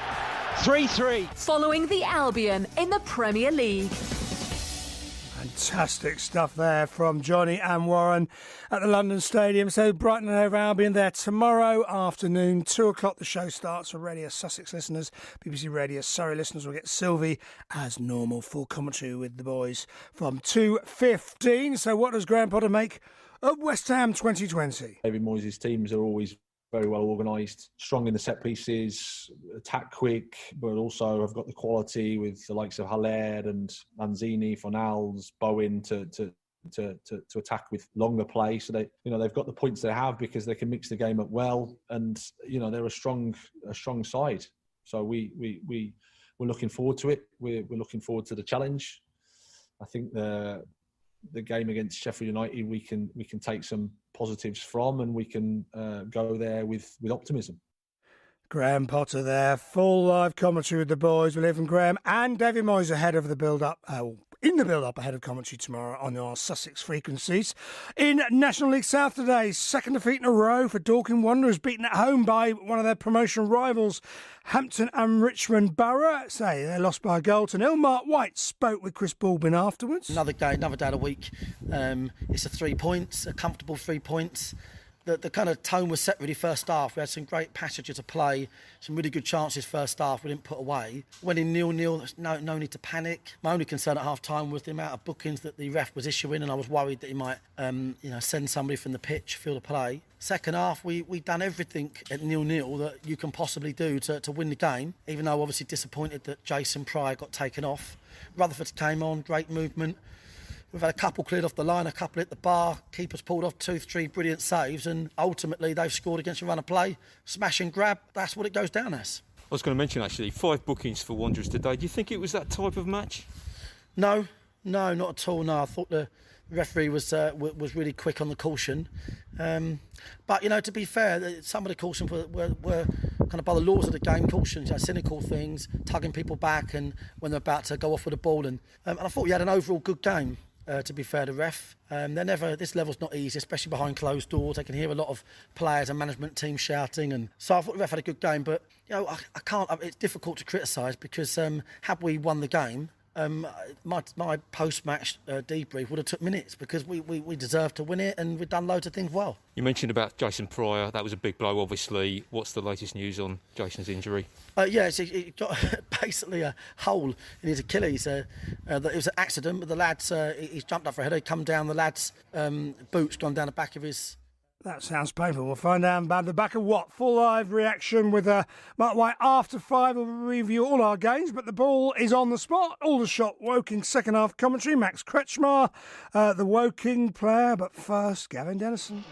Thank you very much indeed to Tim Durrans. We're just about to get underway in the second half. Neither manager has made a change at the break. Aldershot Town leading by 3-0 here at the EBB Stadium. Against Woking, a local derby. They like to have them over the festive period in the National League. They really do add something to the fixture list when it comes out. It's the 5th time these two sides have met on Boxing Day, and at the moment Aldershot Town look like they're well on their way to a 4th win from those 5 Boxing Day games against their local Surrey rivals. As we mentioned, no changes at half-time. So Aldershot Town with Brad James in goal. The back four from right to left, George Fowler, Jamie Sandles-White, Giles Phillips and Shadrach Oji. 3 in midfield, Josh Rees, Toby Edzer and Jermaine Anderson, who scored the second and third goals for the shots. Up front, Harrison Paniotto, who got the opener, alongside Mo Bettemer and Chike Candy, the Aldershot Town subs. Mitch Walker, Alex Finney, Cody Lyons-Foster, Alfie Whittingham and Joel Newble. We'll give the Woking line-up in a moment, because Woking are attacking, playing from left to right, attacking the High Street end, for those of you that know the EBB Stadium, wearing their yellow and black away shirts, black shorts and yellow and black socks. Aldershot Town in red shirts with blue trim, blue shorts and red socks. Driven forward by Saul Shotton. He drops to Loza and he took a touch. The offside flag went up and that'll be a free kick to the home side. Here's the Woking lineup. Craig Ross in goal. The back four, Kyron Lofthouse, Saul Shotton, who could certainly be at fault for one of the Woking goals, maybe two, alongside Nathan Collier and Josh Casey. The midfield three, Charlie Cooper, Ben Dempsey and Kane Ferdinand. And up front, Slavi Spasov, Josh Davison and Jamar Loza. Those three became increasingly peripheral figures as the half went on. Darkness now here in northeast Hampshire, rain coming down as well. Of course, we are in Tier 4 as of 1 minute past midnight this morning, so no fans, and obviously a huge shame for the Aldershot Town fans who had bought tickets earlier on in the week, only to be told they couldn't use them. Hopefully wherever you're listening in from, you're enjoying the game. Woking fans, obviously less so if you are still listening. Thank you very much. Myself, Gavin Dennison and Max Kretschmar on the commentary here for BBC Radio Sussex and BBC Radio Surrey. Max, from a half-time team talk perspective, what was the message from Alan Dowson? Yeah, I think we mentioned it on commentary, Gavin, that it was a first half of two halves. The manager was pretty content with the way it was going. Yeah, we're looking a little bit dangerous here and there, and then all of a sudden out of nowhere that first goal comes. Whether the decision's bad or good, it's got no bearing really. And after that, Aldershot really absolutely dominated Woking, and obviously Alan Dowson, the manager, was not happy about that, and made his feelings quite clear, as I'm sure you can all imagine. But yeah, there's a lot of firepower to come from the bench. I'm not saying we're going to see an incredible Istanbul-like comeback, but we'll learn a lot about these two sides today. Can Aldershot keep a clean sheet and look professional as they try and edge a bit, into more mid-table? But like we said, it's so close, they could get a few wins together and all of a sudden be right at the table. And can Woking show some fight, some desire, which they didn't show in that last 20 minutes, some tackling, some energy, and some thrust going forward, because they certainly need it second half. Just the third time in 14 league games this season that Woking have conceded more than one goal. I did one of the others as well, a 4-0 defeat up at Chesterfield right at the beginning of the season back in October, but that was a very different affair. 3 of those goals came very, very late in the last 10 minutes or so. These goals coming in minutes 32, 34 and 38 for Paniotto, and then 2 for Jermaine Anderson as the ball goes in to the Woking penalty area. Once again, rain sleeting down here in northeast Hampshire as the ball drops on the edge of the box. Again, it's a Aldershot Town player that gets there first, and again Edzer was right in the thick of things there, and finally Aldershot Town do get it away. They squeeze it up into Woking's half. Davison rides one challenge, and then he did finally get a little clip there by Jermaine Anderson, but nothing given by referee Elliot Swallow from Lancashire, and the end result is a throw-in to Aldershot Town just down below us, which Shadrach Oji is going to take. The left back on loan from Leyton Orient takes about 4 or 5 long paces up towards halfway and heaves it down the line, knocked forward by Jermaine Anderson. Charlie Cooper had to stretch a leg there and didn't quite get it under control, but Nathan Collier eventually cleared it away. Now taken down on the chest, and again a clearance is made by that Woking defence. Oji again with a ball over the top, looking for a run-down line of Chike Candy, but nothing doing that. I think that caught on the wind and on the greasy pitch, and it is a goal kick away to our left-hand side, which Craig Ross is going to take. The wind in this second half is very much in Woking faces as well. So They've got the wind in their face, they've got a gale blowing into their face, plenty of rain as well, and they trail by 3 goals, and it's going to be a very difficult second half for Alan Dowson and his Woking side. As Max Kretschmar said, from an Aldershot Town perspective, it's about managing this game out. As a ball forward there from Giles Phillips can't find its intended target, and Woking are able to play it back again to Craig Ross.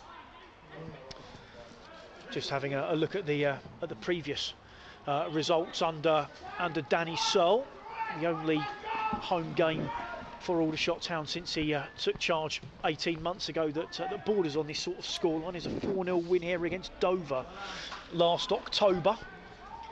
I'm sure they'll be looking to match that, as Woking have been able to win a throw halfway inside Aldershot Town's half.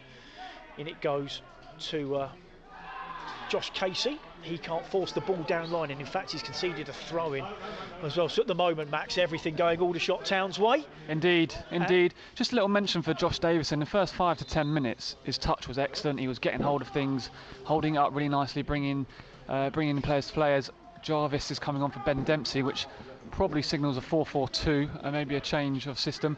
But yeah, Josh, he's just looked very, very isolated up there now. Everything that goes up to him, he seems to be slipping, not being able to hold things up. You've got to get him on the ball. His hold-up play is fantastic normally, and get him threatening in behind. He'll have Slavy Spasov up there with him now, if I am right, and we go to a 4-4-2 with Matt Jarvis on the left and Loza on the right, with Kane Ferdinand and Charlie Cooper in midfield. So it is caution to the wind. There will be space for Aldershot on the break, but can we see the ball getting from a Woking perspective into Davison's feet and get a platform around him? So Alan Dowson giving his starting lineup 6 minutes there to try and turn things round, and he obviously didn't see what he liked, not only from a tactical perspective, but maybe from an emotional perspective as well. So that change has come. Matt Jarvis, of course, the former Norwich City, West Ham and Wolverhampton Wanderers winger, 34 years of age, won one England cap back in the day as well. As Aldershot Town come forward looking for a fourth, cross comes in, and it in the end drops well wide of Craig Ross's left hand post, and that'll be a goal kick for Woking. Max, obviously you play with Matt Jarvis, you train with him. I know he's obviously like Nathan Collier, he's knocking on a bit, he's an elder man in the squad, but can you still tell that he's played at that top level? 100%. I think it's interesting that he's come on. We've changed to 2 up front, because what he does brilliantly is get the quality, not just lots of crosses in, but the quality of crosses he gets in with his right or left foot. If he goes down the line on his left foot, he's just going to dink it up to the back post as the ball comes forward here for Aldershot. Picking up another second ball is Mo Bettemer. He's done really well over on the far side, and he's bursting towards the box, goes down, referee has a look and decides it's not a free kick, and Woking will get the ball clear. Charlie Cooper chips it up towards halfway, where again it's an Aldershot Town head that gets there first. The captain, Sendles White, plays it into midfield. Anderson out to OG on this near side. The Aldershot Town left. Shots leading 3-0 here on BBC Radio Sussex and BBC Radio Surrey. Cross is headed away by Nathan Collier, and the ball just bounces into the Woking dugout away to our left-hand side. We'll be going to Crawley against Newport County in a moment. 1-1. John Barnett reporting on that one for us. Earlier on it finished Dorking 0, Hampton and Richmond 1 in National League South, and Frodon won the King George at Kempton, ridden by the first female jockey to win the King George, Bryony Frost. I didn't know that her dad had won the Grand National. We heard that from Mark Francis at half-time, and I'm sure we'll have more reaction from Kempton between 5 and 6 o'clock here on our Boxing Day Sports Special on BBC Radio Sussex and BBC Radio Surrey. More preview material as well on Brighton against West Ham in the Premier League tomorrow. That game will be live across our BBC Radio Sussex frequencies. For those of you listening to BBC Radio Surrey, you'll hear Sylvie Blackmore as usual. As here comes Chike Candy bursting down the left-hand side, and then he just took a difficult touch as the ball bobbled in front of him, and it's a Woking throw. But again, Candy, he looks by some considerable margin, Max, the quickest player on the pitch today. He's lightning. Like I said, his physical attributes, he doesn't do too much gym when I played with him at Woking, but he is lightning, he's strong, he's got that change of pace, but that just little passage of play maybe sums him up a little bit, and his career so far. Got all the talent in the world, just needs to put it all together, put all the pieces together, and he'll become a brilliant player. Ball given away by Josh Davison as he tried to thread it back to Kane Ferdinand. OG was in the way and he managed to get the ball into Woking territory, and Nathan Collier plays it back to Craig Ross. Ross with his right foot up to Davison, who got a little flick header on it, couldn't quite find it. Eventually it dropped to the feet of Slavi Spasov, who was bundled over by Giles Phillips, and referee Elliot Swallow gives a free kick to Woking as they try and dig into this 3-0 Aldershot Town lead. 10 minutes gone in this second half. We'll go to John Barnett once this free kick is taken and the outcome is known here at the EBB Stadium. Josh Casey will take it. It's on this near side, which is the Woking left. The Woking right. So Josh Casey actually swings it in with his left foot. It's a deep one, plenty of red shirts there, and Aldershot ain't able to clear it away very, very comfortably. Indeed, a chance for Paniotu to chase Casey, and Casey wins a free kick as the Aldershot Town forward gave him a little bit of a shove. So let's go to John Barnett, who's watching Crawley Town against the League 2 leaders at Newport County. John. But 9 minutes gone in this second half. No addition to the scoring. Not really anything of note happening so far either. But interesting, probably the most interesting thing to happen is that half-time Crawley have taken off their leading scorer, Max Watters. That can only be down to injury, we assume. Sam Matthews has come on to him, so Crawley have gone back, or not back, they've gone to 4-4-2. Crawley could be in trouble here. That was almost a bad back pass to the goalkeeper that Matthews nearly got on at the end of for the visitors, but fortunately for Crawley, it was a great recovering tackle by Jordan Tunnicliffe. But yes, Crawley taking off Max Watters. That can only be injury, we assume, and they've gone back or gone to a 4-4-2 with Naddison up front alongside Nichols and Sam Matthews coming into the midfield. So yeah, nearly 10 minutes gone in the second half. Still Crawley 1, Newport 1. Thank you very much indeed, John. Just a reminder that earlier on in National League South finished Dorking 0, Hampton and Richmond 1. Still 3-0 to Aldershot Town here in the National League at the EBB Stadium on BBC Radio Sussex and BBC Radio Surrey. Also on the BBC Sport app as the shots come forward again down the far side there. Right flank, the cross is charged down and it'll be another throw in, and at the moment Max just Woking unable to make any headway at all. Not yet. It's early days in the second half, but I can see so much space out there for Aldershot just because of the numbers Woking are committing forward. Like we said, they've given up that third midfielder, gone with 2 up front with Slavi Spasov moving up front. So I'm expecting Toby Ezza, if he can find that little pocket of space just in behind the 2 midfielders in Cooper and Ferdinand, he should get time and space on the ball. As the ball comes in, dealt with by Craig Ross, it should be, and it is. So yeah, I can see a lot of space, especially on the counter-attack for Aldershot.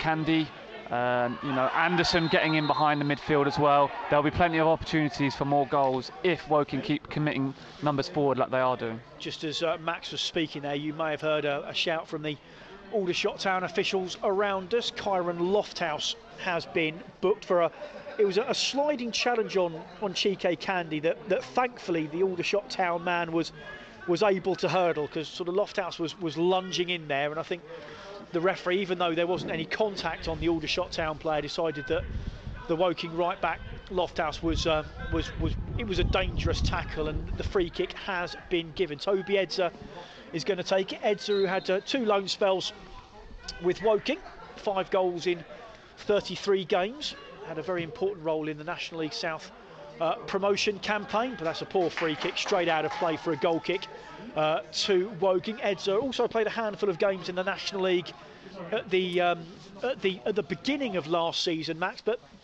wasn't able to sort of get to the same level, if you like. Yeah, possibly. It's a game of opinions, really. I think I was injured towards the beginning of the season, so it was kind of a like for like. Get him in on loan. We know what he did in the South, and I think at that time we were obviously one of the, not the weaker teams, but one of the smaller teams in the league, so we needed 3 box-to-box midfielders who can get around. And Toby, like myself really, you've got to find another position. I've been shipped onto the right this year, so if you are going to play a 4-3-3 with 3, a number 4 holding and 2 midfielders in front of them, probably for an Alan Dowson team, Toby's not going to be the one putting tackles in and that, even though he's been, in my opinion, excellent today, doing those horrible things and still having that quality on the ball. An hour gone. Aldershot Town 3, Woking 0 here on BBC Radio Sussex and BBC Radio Surrey. A free kick is launched into the Woking right back area, and it's headed out of play by Lofthouse, who picked up that booking a moment or so ago. Still 1-1 between Crawley and Newport County in League Two. Earlier on it finished Dorking 0, Hampton and Richmond 1. Elsewhere in the National League in these 3 o'clock games, Altrincham 1, Stockport 0, Eastleigh 0, Weymouth 0, Hartlepool 2, FC Halifax 1, Maidenhead a 4-0 up at home to Wealdstone, and Torquay a 5-1 up at home to Yeovil. And of course Aldershot Town play Yeovil on Monday afternoon in the lunchtime game. It's Woking at home to Eastleigh, and then of course these two teams reconvene at the Laithwaite Community Stadium in 7 days' time for the rematch. At the moment anyway, Aldershot Town will be going in with all the confidence, so they lead 3-0, and there is a slight break in play because one of the Woking players is down just outside the Woking penalty area, and as I wait for Max to have a comment on that, it looks like Dave Tarpey's coming on as well, so a second change for Woking too. Yeah, it's Aldershot and the referee just stopping play there. Aldershot had the ball, I think, going down with a head injury as he gets some treatment now. Dave Tarpey, will he go up front or will he go on the wing? That'll be interesting to see. I think he's coming on for Spasov, I think. I'm just trying to sort of crane my neck around just to see the fourth official's board, which he's got sort of lit up. Saul shot on his back to his feet, by the way, but he is just on the touchline getting a little bit more treatment. So when we get back underway, it may be the case that that Woking are temporarily down to 10 men, and there is that change. Tarpey for Spasov, I guess a like-for-like change, Max Kretschmar? Yeah, and it'll be interesting because oh no, it looks like Lozer's gone up front, so Tarpey will come on the right-hand side. I was just about to say it'll be interesting if Dave does go up front, because he scored so many goals in the National League and the National League South playing up front, and he's never really had the opportunity under Alan Dowson to do that, but he has gone on the right side of a 4 midfield with Jamar Lozer, the new signing, going on up front. We're back underway. Saul Shotton just waiting to be waved back on as Edzer has it on the left-hand side for Aldershot Town. Down the line to Chike Candy, twisting and turning. He's got 2 Woking defenders around him. Really good play by the Aldershot Town forward. And then the ball, it's almost like a game of rugby going on down by the corner flag. Edzer is over there battling away, just trying to get the ball clear, and finally the referee's whistle goes for a little pull on the shirt, and it'll be a Woking free kick down by the corner flag in the right back area, which Craig Ross will take. So 2 changes made by Alan Dowson. He's got 1 left, so on the bench remaining for Woking is Tyler Reid, who's a right-sided defender, Tommy Block, who's a tenacious midfielder, and 17-year-old Jaden Wareham, who's a very promising forward. For Danny Searle on his bench, the backup goalkeeper Mitch Walker, a couple of centre-backs in Alex Finney and Cody Lyons-Foster, and then Alfie Whittingham and Joel Newball will be the more attacking end of the Aldershot Town bench. But 63 minutes gone, Danny Searle will be very, very happy indeed of what his team are doing, and here they come again. Candy on this occasion though, well tackled by Lofthouse. His ball forward took a slight deflection, flicked on by Lozer. Davison gives chase, but just sweeping up there was the captain for Aldershot Town, Jamie Sundle-Dwight, and he played it back to his goalkeeper. Woking have it again inside the centre circle. Charlie Cooper out towards this near side. OG took it on his chest, then slipped, and then Lozer tried to play it out towards Dave Tarpey. Tarpey was coming back. Lozer played it the other way, and it went out for an Aldershot Town throw. as Tarpey's head and Lozer's head sunk, that sort of was almost quite indicative of the afternoon, Max. Possibly, yeah, you're right there, Gavin. Just not been on the same wavelength, and you never know if that 25-second shot had gone in for Lozer, he could have had a completely different day. Up until now, he's been a bit in and out in the action with some touches here and there, but we'll definitely want to see more of him if Woking, as the minutes go by, gets more and more unlikely to get a result. But you think if they could get one, it'll come through Lozer, who, like I said, has been a bit quiet today. Like we discussed, 17-year-old Jaden Wareham, I've discussed him many a time on here. He's a fantastic finisher. He could be an option to come off the bench.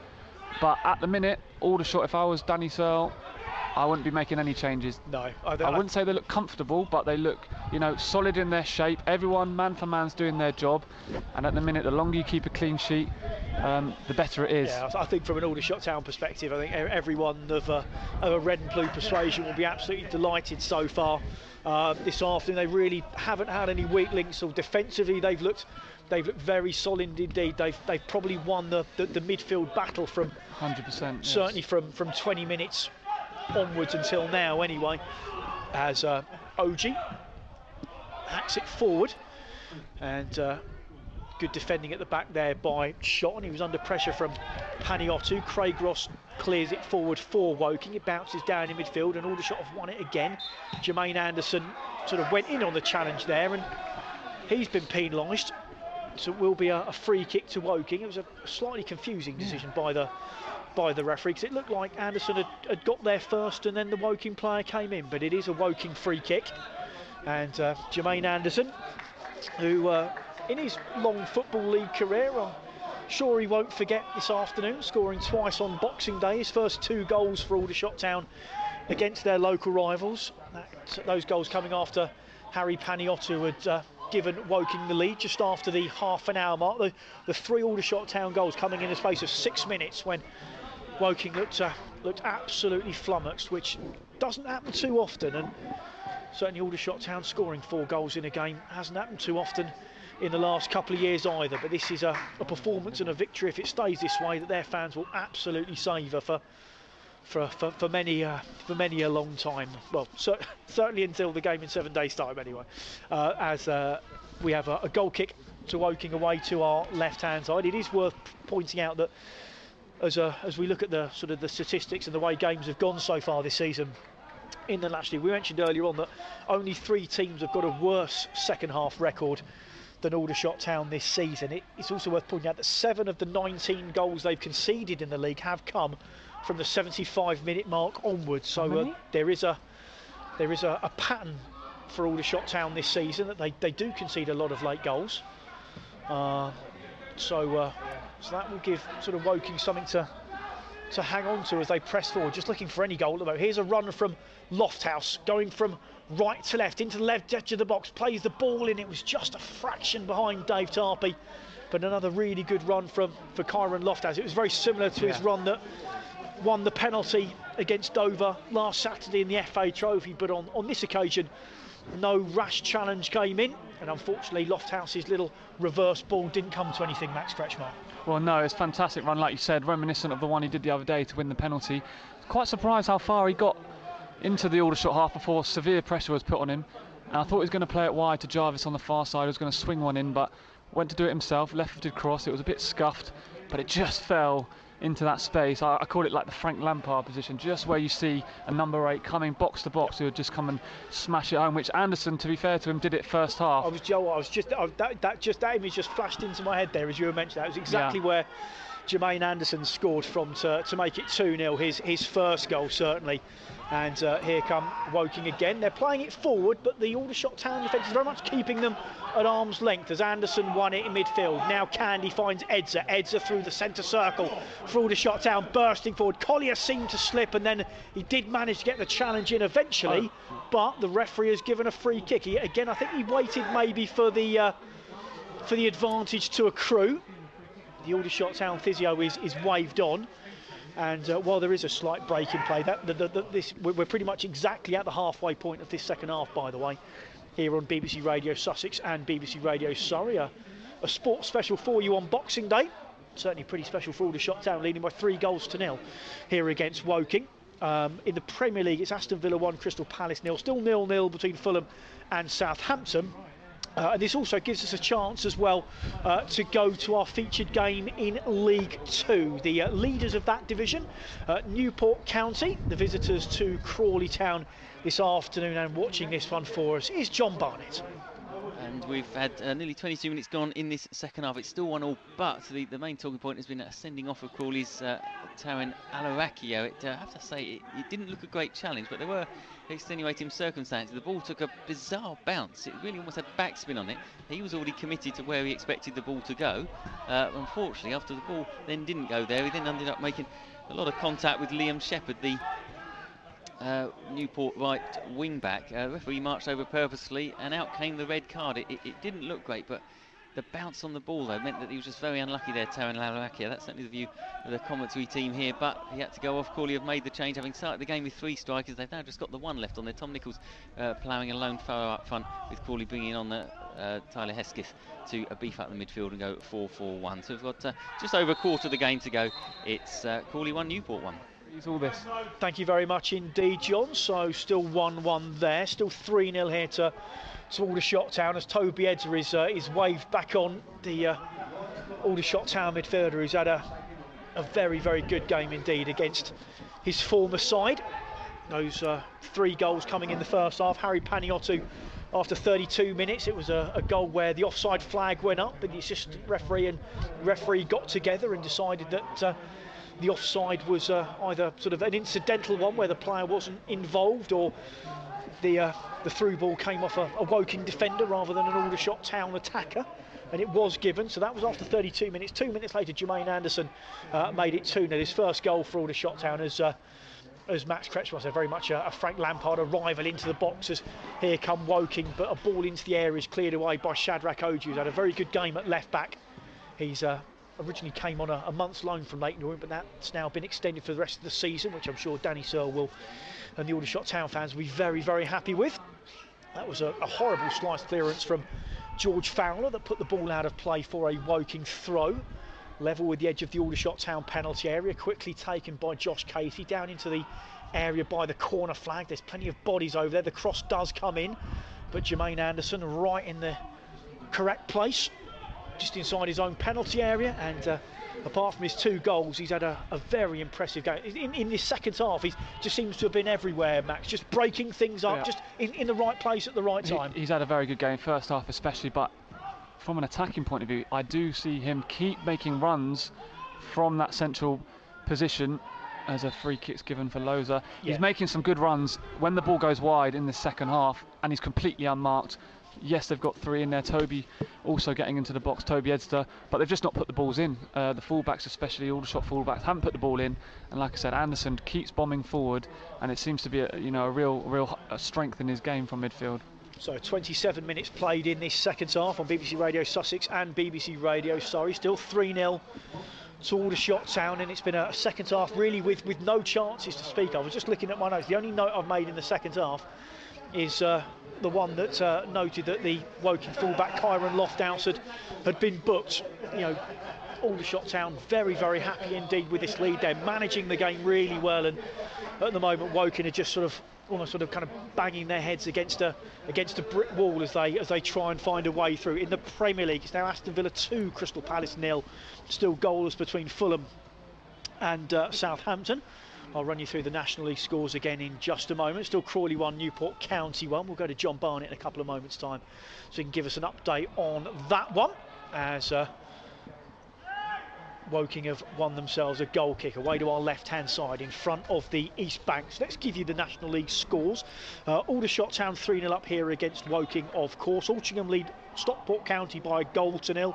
0-0 between Eastleigh and Weymouth. Hartlepool are 2-1 up at home to FC Halifax. Maidenhead are thumping Wealdstone by 4 goals to 0.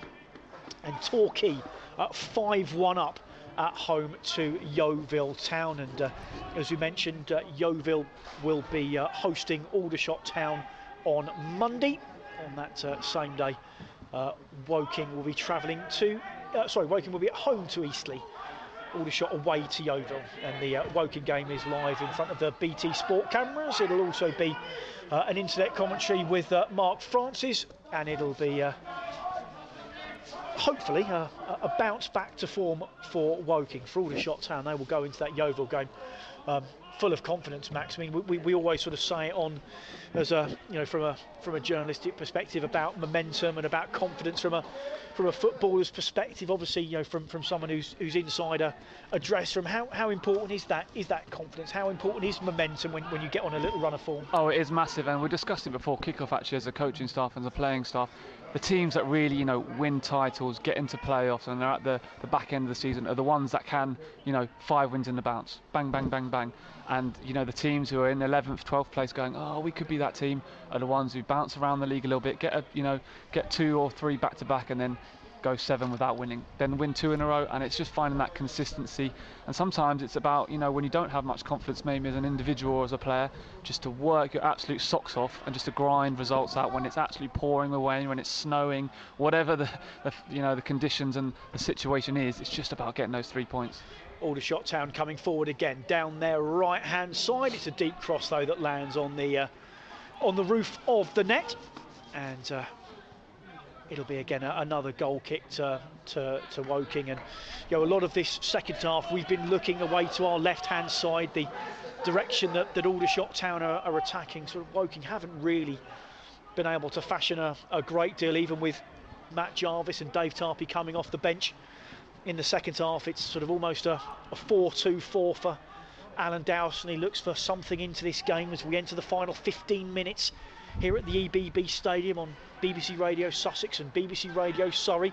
Of course, reaction from this game from Crawley Town against Newport County, maybe a little bit more reaction from Dorking against Hampton and Richmond, reaction from Kempton as Frodon won the King George earlier on today, the first female jockey to win that race. Congratulations to Bryony Frost, and congratulations to any of you listeners who had a little flutter on Frodon earlier on today. Here's Candy down the left-hand side for Aldershot Town. Can they make it 4-0? Cross is blocked by Shotton, and then as the ball broke back to Candy, he tried the first time cross, but he was off balance and scooped it straight into the advertising hoardings in front of the East Bank, and it is still 3-0 to Aldershot Town. And I think just looking at the benches, obviously it's always a very energetic place, the Woking bench, but not a lot of movement in terms of substitutions from the Shot side. I can see Matthew Winter having a chat with the fourth official, so maybe a third change coming from Woking shortly. That's what I'd do. Jaden Wareham coming on. Yeah, there he is. I would have put him on for Loza maybe 5 or 10 minutes ago, but Jaden's a fantastic finisher, like I keep going on about. There's absolutely nothing to lose for him here. 17-year-old coming down, not the situation he'll want us in, but 3-0 down, no pressure, just go get yourself a goal, go make a statement to the manager why he should be starting. I think didn't he make his league debut around this time last year? Yeah, against Sutton away at Ken, in a dreadful result for us, but he, like I said, I'd work closely with him when he's with the youth team, and he scores. It's almost that level is a bit too easy for him, and the next one's the one he's trying to crack and get into. So he seems to be bouncing in between, and this is a good opportunity for him. Probably the longest he's had in maybe since that Sutton game a year ago. Yep. He's got 13 minutes plus injury time just to put himself about, win headers, which is good for a small player, and it is Loza who goes off.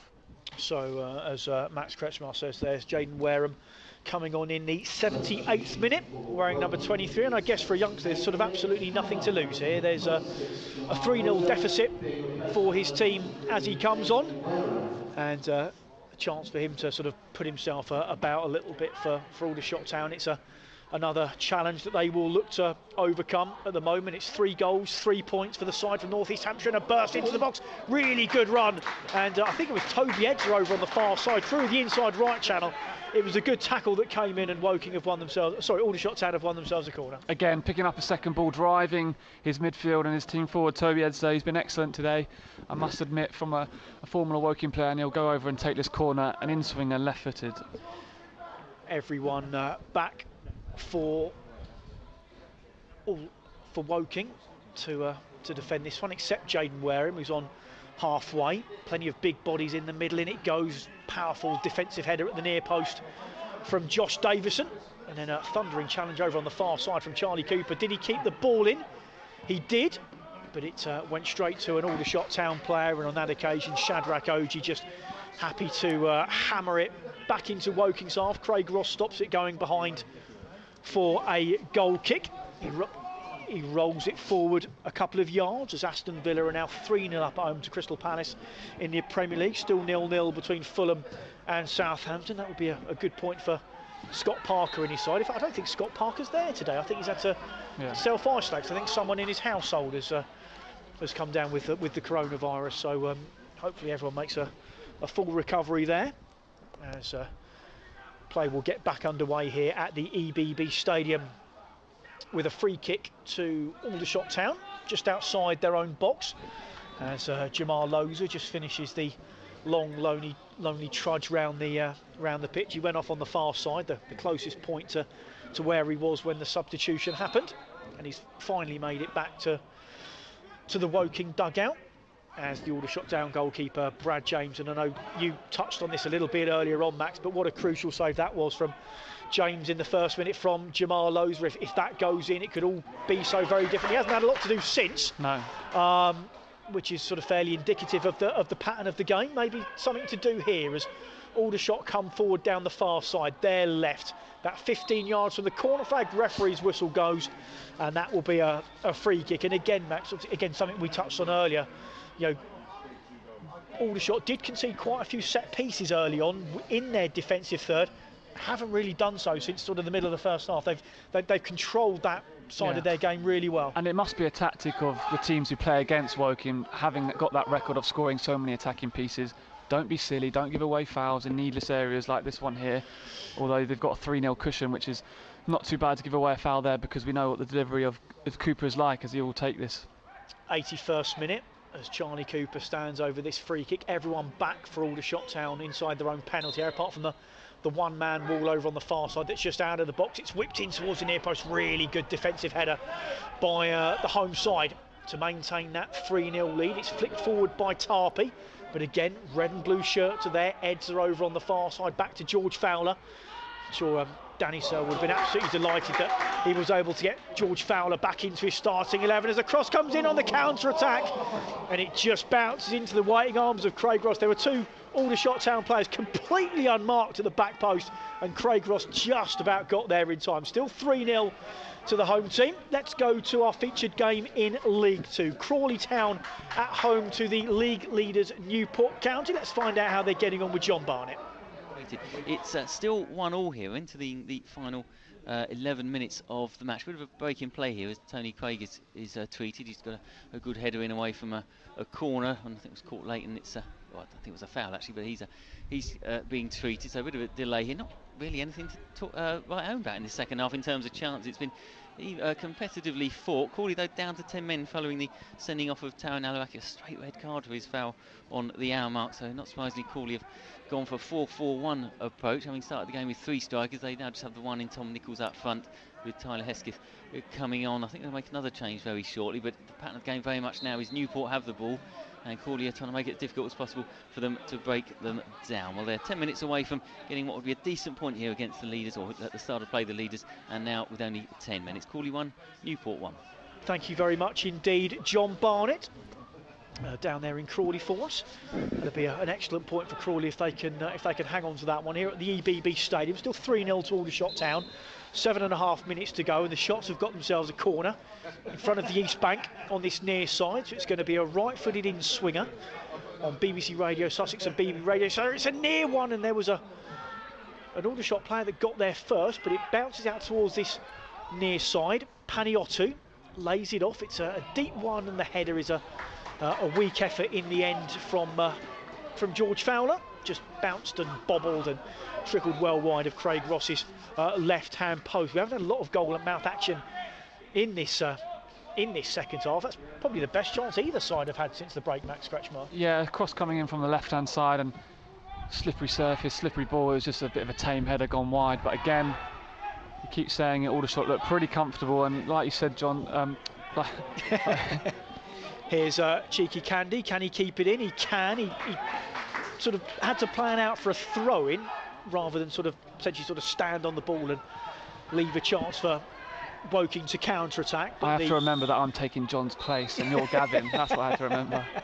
No, it's easily done. It's easily done, especially when we've got a couple of local sides playing. I think Aldershot Town are about to make a change. Danny Searle whistling one of his subs back from the far side as Toby Edzer dinks a ball over the top, and Bettimer couldn't quite get there on that occasion. Saul Shotton and Nathan Collier just closed ranks in front of him and stopped that run through. We've got 6 minutes to play, so at the moment it's looking much more likely that Aldershot Town get a fourth than Woking get a consolation, but a chance here maybe for the Cards to counter-attack. Here's Dave Tarpey just inside Aldershot Town's half. He plays it back. Cooper takes a touch, flicked on by Davison, and into the box. There was just a little stumble there, and the cross from Wareham couldn't find a teammate, and then that is going to be a yellow card, I think.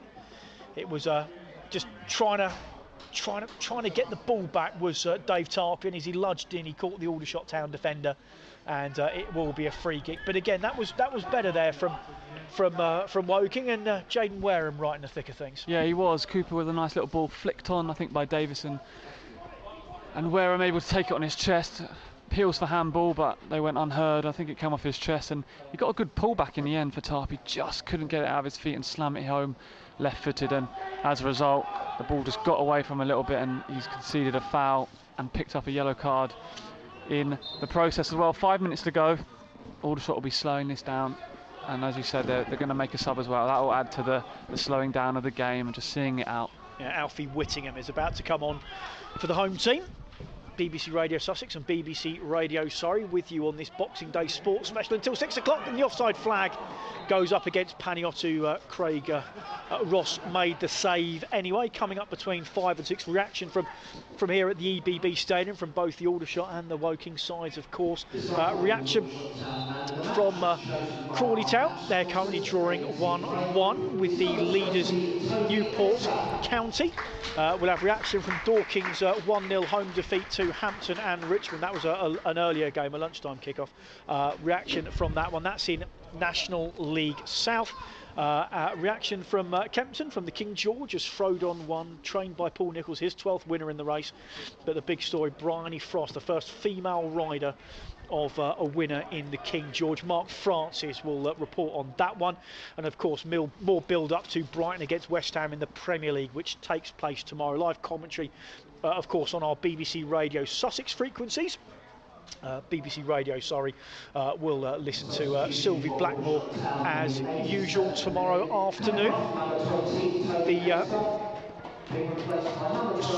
Sean Tilley is in for Sylvie Blackmore, I'm hearing, tomorrow, so I'm sure Sean will be of a suitably high standard to take Sylvie's place tomorrow afternoon on BBC Radio Surrey. So Whittingham has come on for Toby Edzer, and Edzer had won the Man of the Match award as well. Cody Lyons Foster, I think, is going to come on in just a moment. So a suitable Man of the Match for you, Max? Yeah, most definitely. Obviously, he's been at the heart, like I keep saying, winning those second balls and driving the team forward. Jermaine Anderson, I feel a little bit aggrieved. He's got on the score sheet twice, but if you look beyond the goals, you actually look at the contribution to the build-up play, the attitude of the Aldershot team, I can't complain with that. And I would have been a bit upset for Toby if he hadn't been announced, but it was an accurate shout, I think, from the sponsors today. But I think it's telling, isn't it, that the two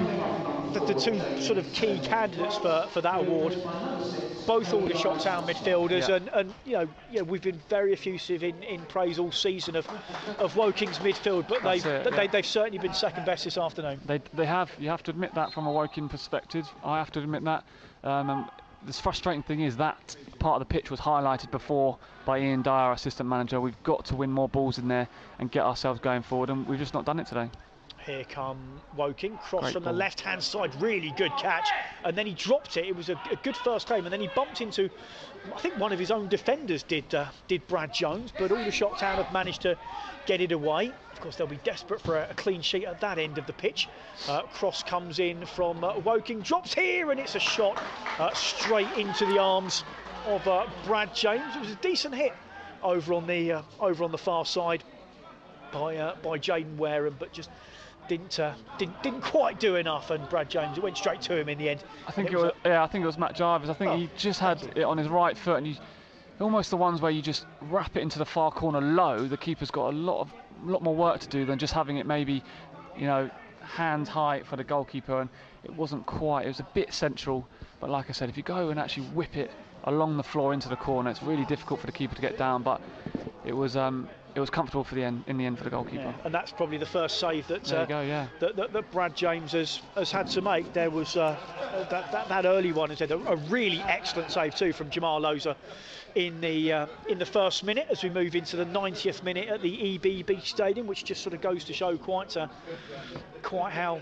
defensively Aldershot Town have been on top in this game. They've just made a second change as well, by the way. Captain Jamie Sendles-White limped off a couple of moments ago. Cody Lyons Foster is on, so a straight swap at the heart of the Aldershot Town defence. So I'm sure Danny Searle will be hoping that his captain can recover from that knock to feature against Yeovil on Monday. As again, It's played forward by the shots, but again, it's a rather poor ball. It's sort of almost like one of those sort of raking rugby clearances, just getting it deep into territory. The Woking team aren't certainly going to score from all the way back there as the fourth official starts readying his board. We're going to get 4 minutes of stoppage time at the end of this game on BBC Radio Sussex and BBC Radio Surrey. We'll pop back to John Barnett in just a moment. He's watching Crawley against Newport County. That game's certainly a lot closer affair than this one here in North East Hampshire, as on the halfway line, OG manages control possession, gets it back to Lyons Foster. His first touch now Jermaine Anderson, who certainly ran Toby Edson neck and neck for the Man of the Match award this afternoon. Down the line it goes from OG, but again all the way through to Craig Ross. And just every time they try and build up some momentum, Max, Aldershot win it back and just pump it up the other end, just get it as far away from their goal as they can, as Jermaine Anderson wins a strong header in midfield. Not for the first time. Not for the first time. He's been good there, again clearing up just moments earlier. But what is interesting from an Aldershot point of view, we played them last season once, very early on in the season, and they were not total football, but they played out from the back. They wanted to play through the thirds. And this year, having seen nearly 180 minutes of them, they're a lot more direct, and that's not a bad thing at all.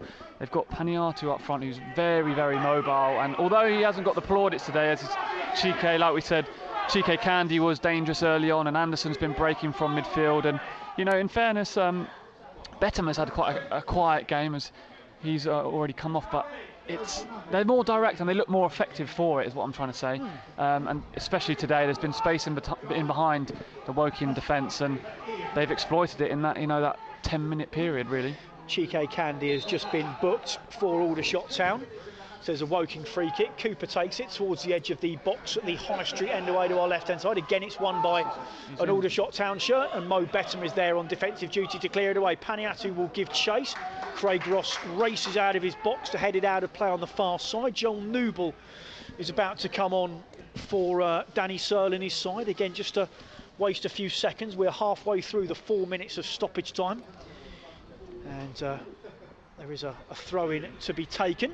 Joe Newble just getting his studs checked by the fourth official, or blades, or whatever he's got on.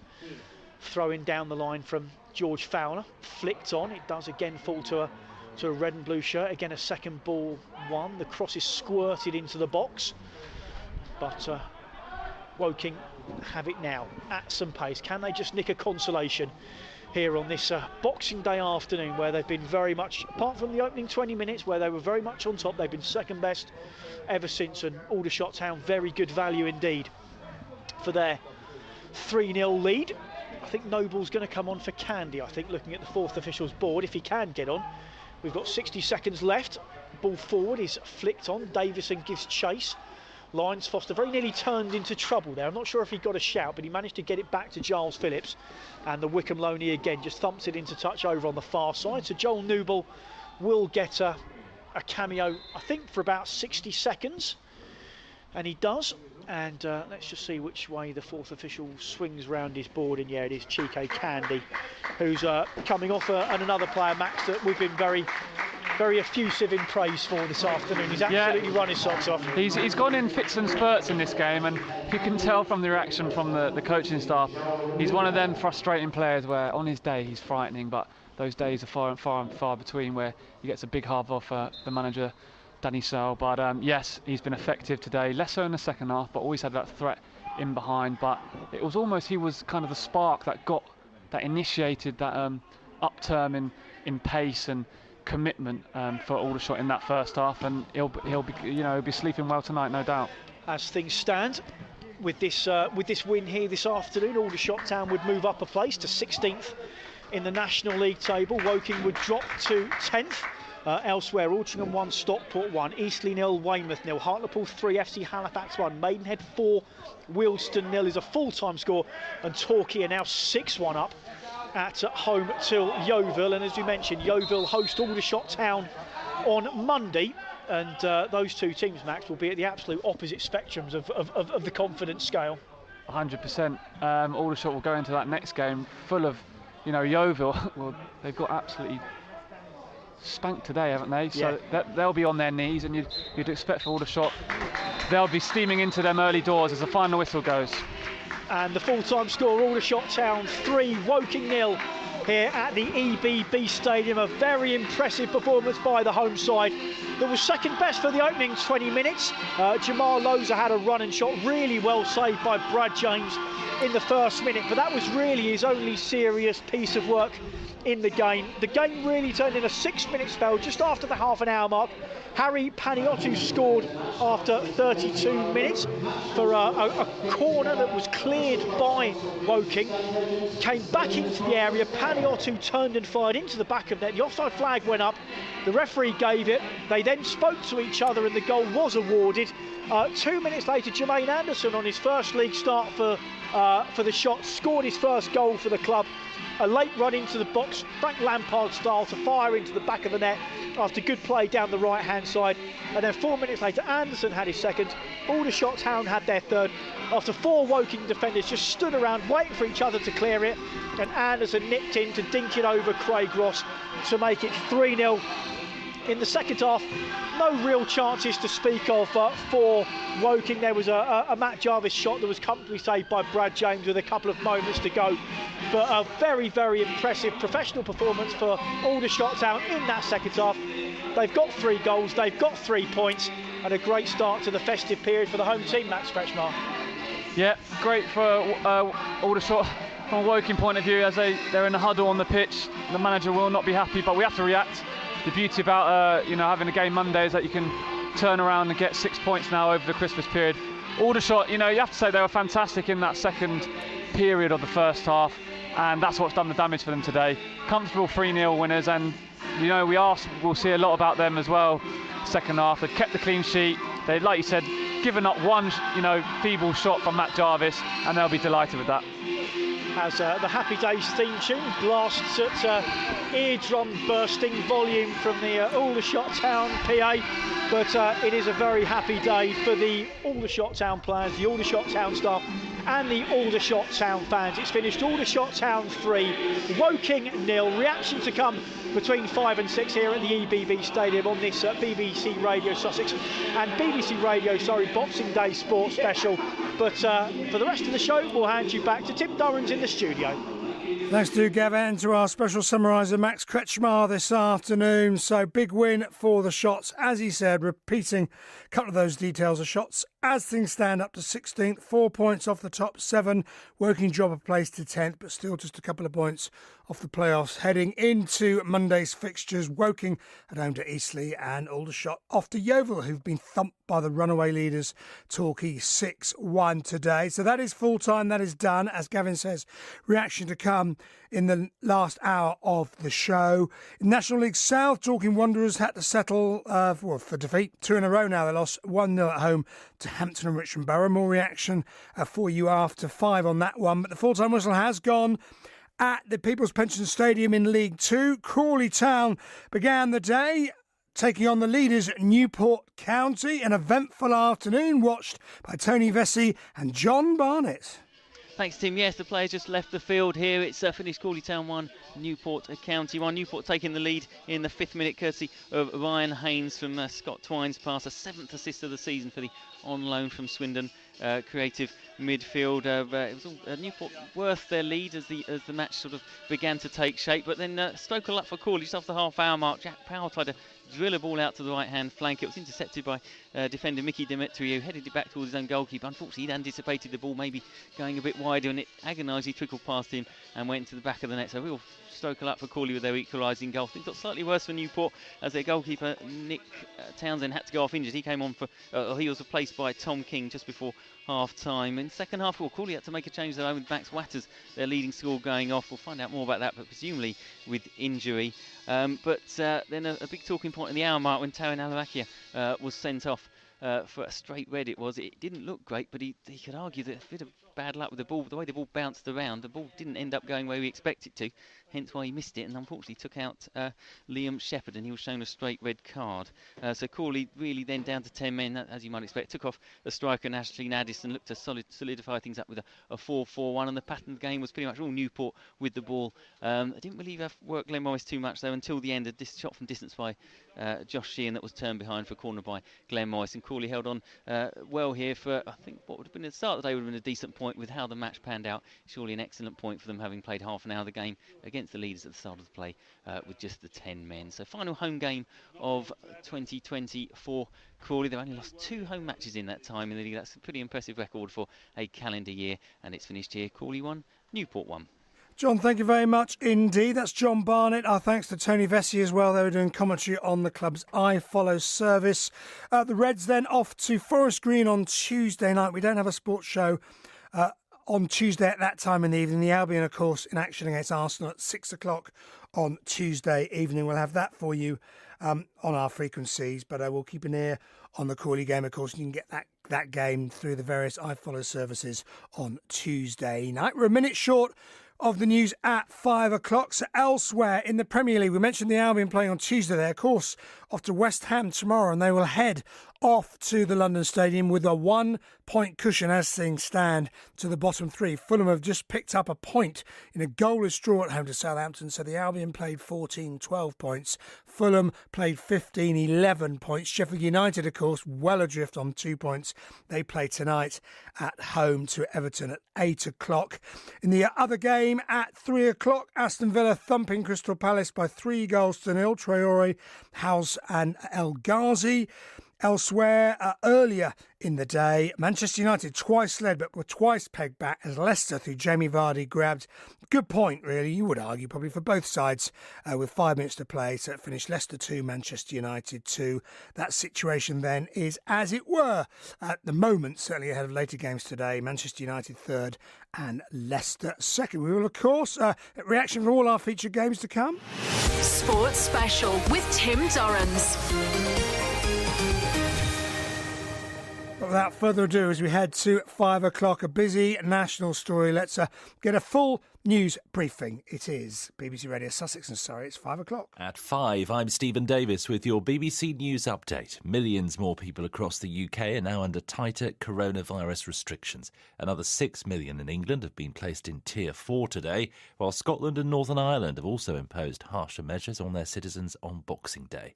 The Tier 4 restrictions, effectively a regional lockdown, now also affect Sussex, Oxfordshire, Suffolk, Norfolk, Cambridgeshire, more parts of Essex, Waverley and Surrey and Hampshire, apart from the New Forest. Under England's toughest Tier 4 restrictions, people are told to stay at home and non-essential shops, bars and restaurants are closed.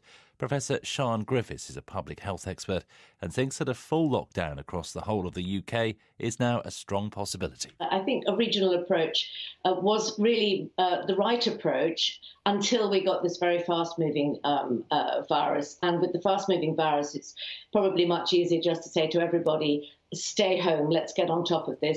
Well, Spain, Sweden and Switzerland have all today reported cases of a new highly infectious strain of coronavirus that emerged in the UK. Scientists here are working on an experimental drug they hope will offer emergency protection against COVID-19. The antibody treatment is designed to be given to people who've been exposed to the virus to stop them developing it.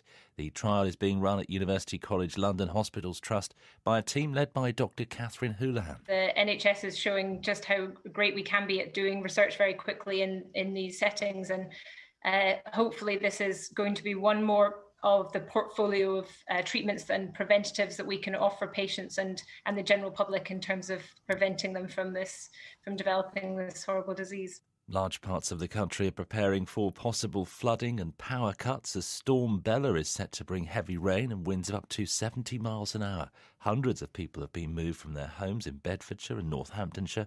The Chief Fire Officer at Bedfordshire Fire and Rescue Service, Paul Fuller, gave this update. The peak in Bedford has now passed, it seems, but obviously the towns and villages further downstream are still at risk, and severe warnings are still in place. But people have absolutely been very, very cooperative. Well, the Environment Agency says the next few days could also see problems in Cambridgeshire and the Fens, and sandbags have been provided to threatened properties in Gloucestershire. The Queen's Christmas message topped the overall TV ratings on Christmas Day with more than 8 million viewers. Other shows drawing big audiences included the Blankety Blank Christmas Special, the Strictly Come Dancing Christmas Countdown, the quiz show The Wheel and Coronation Street. Manchester United's winning away form has come to an end with a 2-2 draw against Leicester in the Premier League. And in horse racing, Bryony Frost has become the first female jockey to win the King George VI Chase at Kempton. You're up to date. It's 5:03. Great stuff, Stephen. Thank you. We'll hear from Bryony as part of the final hour of our Boxing Day sports special. BBC Radio Surrey. Travel. Yeah, good afternoon. Tim Durran's here. Let's just keep an eye on the roads for you. We're getting breaking news of a police investigation has temporarily closed the M3. This is going both ways from Junction 1 for Sunbury to Junction 2. That's the M25 turn-off. So the police have closed the M3 that's going both ways between 1 and 2 on the M3. So it's from 1 Sunbury to the M25 turn-off. There's been an accident, so there's a lane closed on the M27. That's heading west between Junction 9, the Sessionsworth turning, and Junction 8, the Bursledon turning, if you're heading down that way. A reminder, sure you know, but the public transport network, even our Christmas service, no service on Thameslink or South Western Railway. Services are resuming again now on Eurotunnel. That's between Folkestone and Calais. Of course, earlier border restrictions creating chaos in France. Passenger and freight traffic is now allowed to travel into France from the UK. No service today on the District Line between Parsons Green and Wimbledon, and between Earls Court and Kensington Olympia. But a reminder of the government warnings: only travel if it is absolutely necessary. BBC Radio Surrey. Sports Special with Tim Durrans.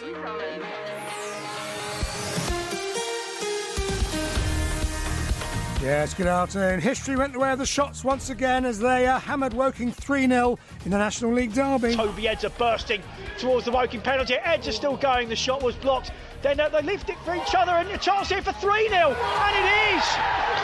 It's a third goal for Aldershot Town, and the home attendees are in absolute rapture. 4 Woking defenders just seem to leave it for each other. And there was a red and blue shirt in there to nick in between. A little chip over the goalkeeper. And Jermaine Anderson has his second goal of the afternoon. It's Aldershot Town 3, Woking 0. Shots up to 16th. Woking drop a place to 10th in National League South. Dorking Wanderers beaten 1-0 at home by Hampton and Richmond Borough. Good point for the Reds at home to the leaders in League 2. Powell drills it long, looks for the run of Watters. Watters, is headed. Is that going to go in? Is that going to go in? Have Crawley got back at it? They have! It's the most bizarre goal you will see, but Crawley will not complain. It's been drilled forward by Jack Powell. Defender there, Dimitri, I think it was, with an intercepting header back to his goalkeeper. His keeper had kind of anticipated that ball maybe being let for him to go. He then had to backpedal, and it's just crept over the lines, and it's Crawley Town 1, Newport County 1. Crawley go up to 10th in League 2. In the Premier League, United and Leicester draw 2-2. Villa thump Palace 3-0. Albion's rivals Fulham get a point at home to Southampton. They move to within a point of the Albion, who travel to West Ham, of course, tomorrow. Full commentary on BBC Radio Sussex. More previews to come up in the next half hour or so. It's Arsenal-Chelsea at 5:30, and Sheffield United-Everton and City-Newcastle at 8. In racing, as we heard in the news, Bryony Frost, the first ever female jockey to win the King George, and Harlequins beaten in rugby's Gallagher Premiership by 27 points to 19. Sports Special with Tim Durrans. Without further ado, as promised, let's get immediate reaction from both camps, Aldershot and Woking. Let's return to the EBB Stadium and Gavin Dennison. Thank you very much indeed, Tim. I'm joined by Woking manager Alan Dowson. Dows, obviously a disappointing result. I guess especially so, bearing in mind how well your team started. The first 20 minutes, your side were very much on top. Yeah, we come out with traps quick. To be honest, I thought we had them on the ropes, to tell you the truth. I did for the first 20-25 minutes, but we conceded a goal where the linesman's put his flag up and put it back down again. I can't understand that one. Then you concede 2 in the next 4 minutes. You're going to get hurt. I wasn't comfortable coming in the game with back 4, to be honest. I must admit, I'm not just saying it now. Got Ben Gavin now, Cookie out, Nathan had to slot along. I thought the back 4 cost with the game, to tell you the truth, in the midfield too, to be honest. And I was disappointed in that. Did we hold the ball up there? And even when we had that fears, like lots I could have scored in the first 30 seconds. But listen, that's football. I've got to take it on the chin. We've got a game coming up again. These teams awful losing these sort of games because for supporters and stuff like that. I get that completely, but I'll put the team out and I'll let it get on with it. From your perspective, is it easy to put your finger on sort of what changed? Sort of, like you said, first 20 minutes really on top, but then sort of Aldershot really got into the game and never took their foot off the accelerator. Girls change games. Girls, if that never went in, I'm not listen, I'll let 100% say it first, but I don't understand why he put his flag up and put it back down again. I really don't. But girls change games. The first 22 minutes we were massively on top and the better side. After that, when they scored 3 and 6 minutes, then it didn't become a contest then, to be honest. I thought second half we sorted out very well. I thought second half we got worse, to tell you the truth. I know we didn't concede in the second half, but back 4s, early back 4 goalkeepers, if you're going to win games in this league, you've got to keep clean sheets, and we were a million miles off that today, to be honest. But we've got Cookie back now, coming back in, great. Ben Gavin's only got 2 more games, great. I am looking for a centre half as well to sign. Brilliant. I just feel we need to tighten up. That second half, obviously it was, as you say, you didn't concede, you didn't score. It was sort of a game where no matter sort of whatever your side tried, just Aldershot managed to snuff it out. And it done it well, didn't it? To be fair, I think we had one shot with Jarvis near the end there, and we put as many attacking players on the pitch as well. I said, listen, just go out there and play and do it. But I looked at some of them, because what they're given the last 20 minutes of the first half, someone couldn't wait to get off the pitch, to be honest. That's how it looked at me. Like I say, me back 4, got a lot to be decided about, to be honest. And did we make a tackle in midfield? No, we did. Did me wide ones do anything? No, theirs did. Did me centre forward do anything in the second half? Not a thing. Theirs did. It just, you got to win individual battles, and I think Davison hasn't scored for 5 games now, and we've got to get back together. Like these lads, we've got 5 lads on loan, and I'm starting to think about them. To be honest, I really am, because I'm thinking, they're going to play academy football while they're not here, and they come back here and they kind of man up, because it looks as though in the second half it's quite men against boys a little bit, to be honest. I know we're very young anyway, but it looked like that to me. From your perspective as a manager, it's less than 48 hours until your next game against home to Eastleigh, obviously in front of the TV cameras. Is that a positive from your perspective, that quick turnaround? I don't know, we struggled last year with Christmas. I don't know if it's a full-time thing, not. I haven't put my finger on it yet, to be honest, because we struggled I think we lost all 3 over the last Christmas and all that, and took a whacking by a 6 and a whacking and a 4 against Torquay last year. Is that the full-time thing where our lads, can't train all the time and all that? I don't know, but listen, we knew what the rules were when we come out. We knew when the fixtures were. We just got to get on with them. Is it a good thing, bad thing? I'll let you know after the year on there. Eastleigh are obviously going to be a tough opposition from your perspective. What do you say to your players between now and then to put this game behind them, or do you not talk to them at all? Just I let them get on for a little bit. Sometimes you can't talk, because I'm a bit of a talker anyway, as you know, and sometimes you got to let them stew on it. And I'm gutted, to be honest. I'm gutted for our supporters, to be honest. I'm gutted. Great for Dan and Aldershot. Tried deserved over 90 minutes, but you're gutted yourself. So sometimes you don't want to say things like you regret, because like you say, there's not much I can hammer them about, and we've got a game coming up in another 48 hours. So we're best off looking on the positives, and we don't lose many home games. We've got to get home. We've got another thing to put this right on New Year's Day. But fair play to Aldershot. Good luck to them. Well, Downs, thank you very much indeed for your time, as always. Really appreciate your time, and commiserations today. Good luck on Monday. Thanks so much, Neil. Thanks, Alan. Yes, Thanks. well, thanks to the Woking boss, despite a 3-0 defeat today, coming straight out and speaking live on BBC Radio Sussex and BBC Radio Surrey. And just if Jose Mourinho's listening, Woking kicking off at 3 o'clock today, 12:30 on Monday, less than 48 hours, no complaints there from Alan Dowson. That's it, we get on with it. They play at 12:30. That'll be live on our BBC Sport app, of course, on Monday, as will the Yeovil Aldershot game from 3, courtesy of our friends down at BBC Radio Devon.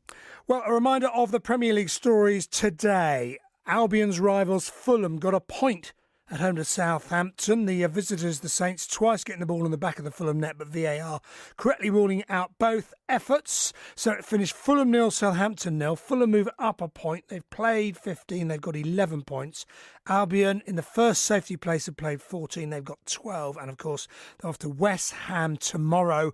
We'll hear from both managers of the Albion and West Ham in a moment's time. But let's just reflect on some of the other Premier League football today. In the lunchtime kick-off, good game really. Manchester United taking the lead, Leicester equalising, United going ahead again, and then Leicester through Jamie Vardy levelling things up with 5 minutes to play. So 2-2 for now. Leicester stay second, Manchester United stay third. Brendan Rodgers spoke to the BBC afterwards. I thought we played very well in the game. We were unfortunate at the first goal. A slight deflection takes it into Marcus's path and he finishes it really well.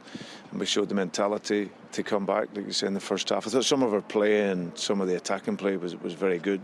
Some of our counter-pressing, you're playing against a team that's so quick on the counter-attack, but I thought we would counter-press that really well. The second half, like you say, it was tight, it was a close game, which shows we're really competitive at the level that we want to be at.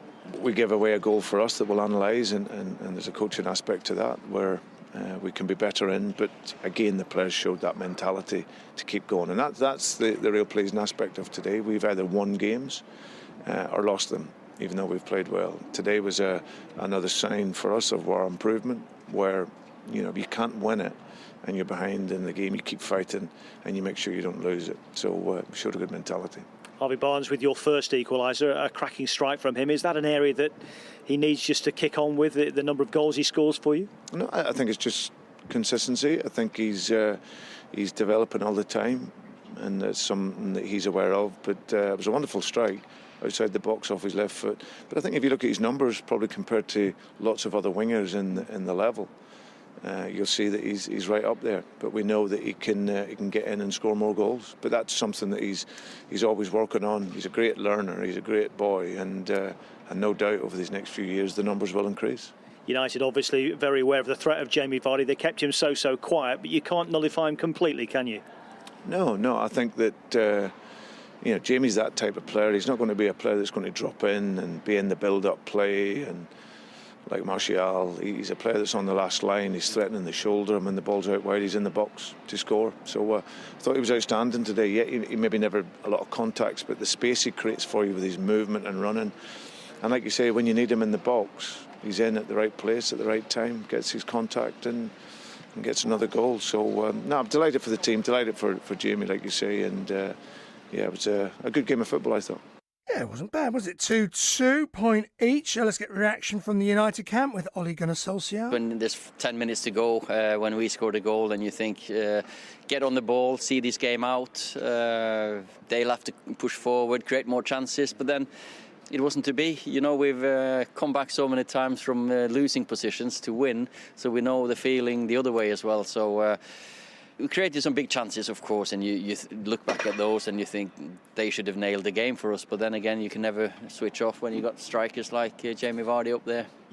So 2-2 in that one. We mentioned the Albion, Fulham and the likes. Arsenal are down there, aren't they? The Arsenal boss, Mikel Arteta, says the next week might decide if they're going to be dragged into an unexpected relegation battle themselves. I can hardly believe I'm saying it. Arsenal's run of 1 win in 10 league games leaves them 15th in the Premier League. Of course, they face Chelsea in the next 15 minutes. They're not ready to return, and until the doctors tell us that, they're still the next obviously 7 to 8 days are going to be everybody's crucial to see where we're going to be heading to in the Premier League for us.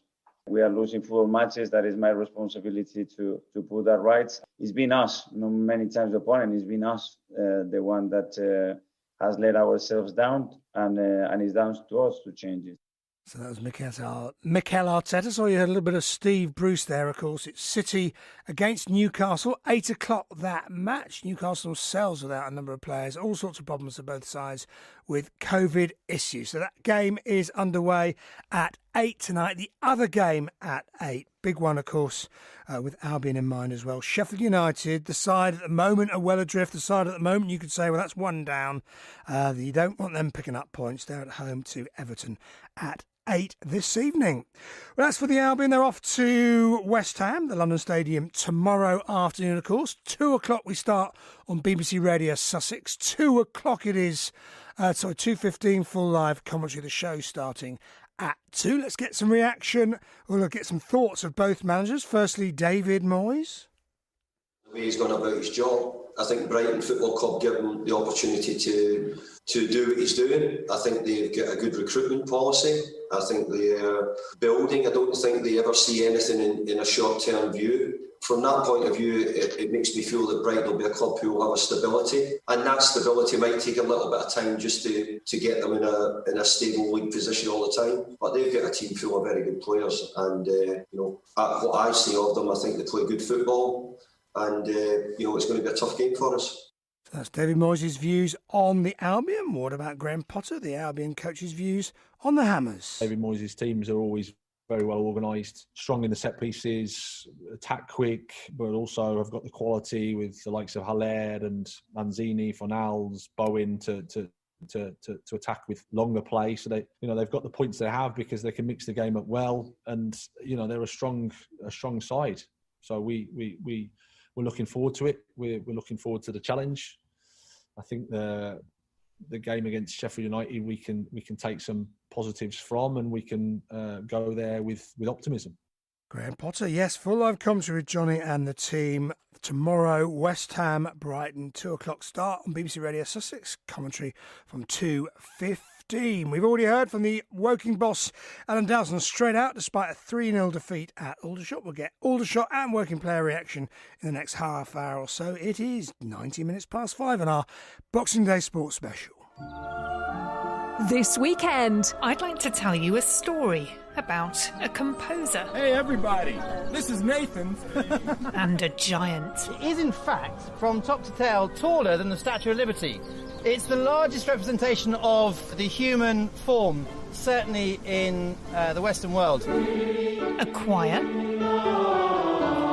And a rather famous orchestra. Let me take you away on a musical journey inspired by a curious figure marked out on the South Downs. Tomorrow morning at 6. BBC Radio Surrey. Great stuff, Emily. Up early at 6 tomorrow. So, a reminder, in the National League, Aldershot beating Woking 3-0. We'll hear from Danny Searle, the Shots boss, in the next 3 or 4 minutes' time. But in National League South, Dorking Wanderers threatening to join the Shots and Woking in the top flight of non-league football. Is it a dozen promotions in 20 years? Well, they lost in the playoffs last season. Today, they began the day third, but they lost 1-0 at home to Hampton and Richmond Borough, who are one of their promotion rivals this season. So beaten by a 1-0. Mark White spoke with Chris Baldwin after the match. Another day of the week. It's 3 points, a comfortable 3 points. The kind of tone was set really first half. We had some great passages to play, some really good chances first half we didn't put away. Went in 0-0, no need to panic. My only concern at half-time was the amount of bookings that the ref was issuing, and I was worried that he might send somebody from the pitch, field of play. Second half, we done everything at 0-0 that you can possibly do to win the game, even though obviously disappointed that Jason Pryor got taken off. Rutherford came on, great movement. We've had a couple cleared off the line, a couple hit the bar, keepers pulled off 2-3 brilliant saves, and ultimately they've scored against a run of play. Smash and grab, that's what it goes down as. I was going to mention actually, 5 bookings for Wanderers today. Do you think it was that type of match? No, not at all. No, I thought the referee was really quick on the caution. But, to be fair, some of the cautions were kind of by the laws of the game cautions, cynical things, tugging people back and when they're about to go off with the ball. And I thought we had an overall good game. To be fair to ref, this level's not easy, especially behind closed doors. I can hear a lot of players and management teams shouting, and so I thought the ref had a good game. But I can't. It's difficult to criticise because had we won the game, my post-match debrief would have took minutes because we deserved to win it and we've done loads of things well. You mentioned about Jason Pryor. That was a big blow, obviously. What's the latest news on Jason's injury? He got basically a hole in his Achilles. It was an accident, but the lad's he's jumped up for a header, come down. The lad's boot's gone down the back of his Achilles, and it's a real state. I don't know. God knows how long it's going to be. It's going to be so sore. It's going to need stitches in the worst area. Big player for us, we know that. But, this is Dorking Wanderers. We'll kick on. We'll play on without him. We've got a big squad. That's what it's here for. And you wouldn't choose Jason, let's face it. If you were nailed to the mast and said who's the last person to get injured in the club, it would be Jason. But it is what it is. Other clubs have to deal with it, and so do we. So, really, two disappointments. One is we didn't convert, ample chances into 3 points when we should have done. And secondly, Jason. But the performance was overall good. So we're happy about that. And it's a quick turnaround. You play Hampton and Richmond again on the 2nd of January. How are you going to prepare from that? What have you learned from today's defeat? How are you going to set yourselves up? Yeah, maybe a little bit more rigid in front of our back three. They've got boys that are good between the lines and look to get in good areas, good movement. But apart from that, much of the same really. Looking to play, do things quickly, and just looking to, I'd like to say take our chances, but it kind of felt like we did take our chances, but the keeper has had such a great second half. It wasn't necessarily really bad finishing, to be honest. So I think just much of the same. Go into the game full of confidence and focused on the performance today rather than the result. It sounds very balanced, doesn't he? Very calm. Dorking Wanderers, Mark White. He did say they think punching slightly above their weight in the second flight anyway, but they're still third after that 1-0 home defeat to Hampton and Richmond, so they're 4 points now off the leaders St Albans City. Hampton themselves up to fourth now, just a point behind Mark White's side. So that's your National League stuff. Sports Special with Tim Dorrans.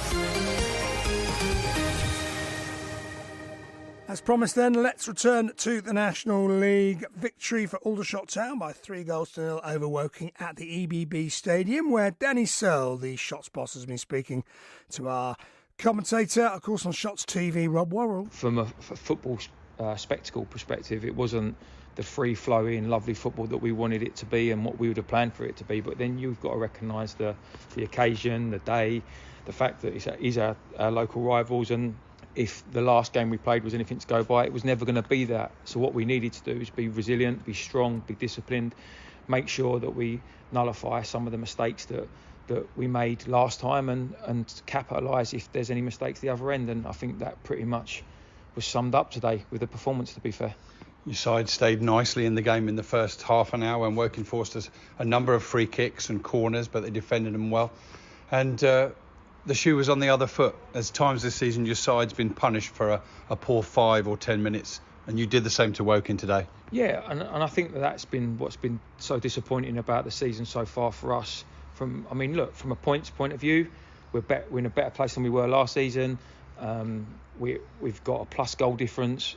There's lots of things that are positives this year, but the disappointment in the dressing room and in the staff area is that we know we should be better off than what we are, even more so. And we talk about mentality all the time. And we've got some phenomenal footballers and we've got some great players that are playing at this level. And it does boil down to those little moments when game understanding, keeping emotionally calm, making the right decisions are crucial. And for the most part today, we did that very well. Collectively, a good team performance. 1 or 2 individuals stood out as well. Nobody more so perhaps than Jermaine Anderson. A real find for you to get him to find his way in football again at this level.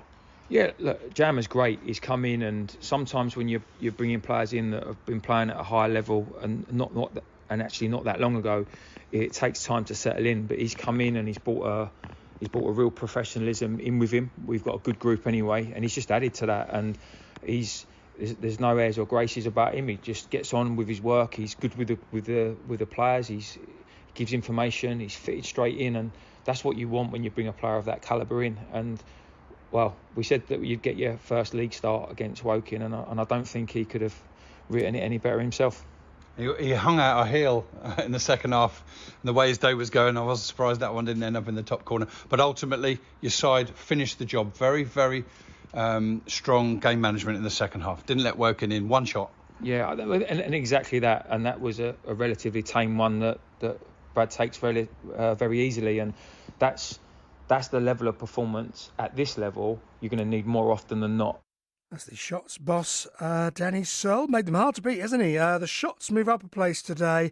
They're up to 16th. Just 4 points for what it's worth off the top 7 as things stand. Woking down a place to 10th. We'll get some more reaction from the Woking camp. Jamal Loza, who's back at the club. We'll hear from him after the news and travel, or the travel and weather, I should say, at 5:30. Talking of the weather, of course, Storm Bella is coming and going. We'll give you the latest on that, give you the forecast. She may feature on some of the newspapers, but certainly this lady will. Bryony Frost today, making headlines at Kempton Park. Now they come down towards the second last. Frodon trying to hold on here. Frodon at 2 out. Leads over that from St Calvados in second. And Clandes Obo is now anchored back in third place. He won't be winning. Waiting patiently. He's running on now from the back end of the field. He's finishing strongly. Frodon at the last fence in the King George over safely. Now with Waiting patiently onto the short run-in. Trying to gather him in. But what a moment this will be for Bryony Frost. She's won the King George aboard Frodon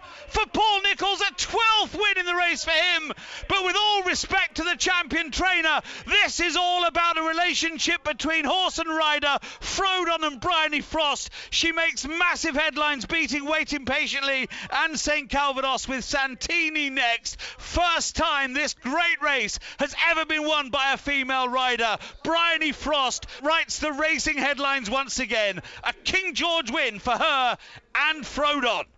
Yes, fantastic commentary from John Hunt. Frodon and Bryony Frost winning today's King George just up the road at Kempton Park, as you heard, the first female rider to do so. Paul Nicholls, the trainer, it's 12 for him, but he spoke about the horse and her. She's good for racing. You know, she rides well, creates a lot of interest from a lot of people. You know, as Holly Doyle is on the flat, and she rides very well and riding big winners. She seems to be good on those good days. She's unflappable. She listens to what you...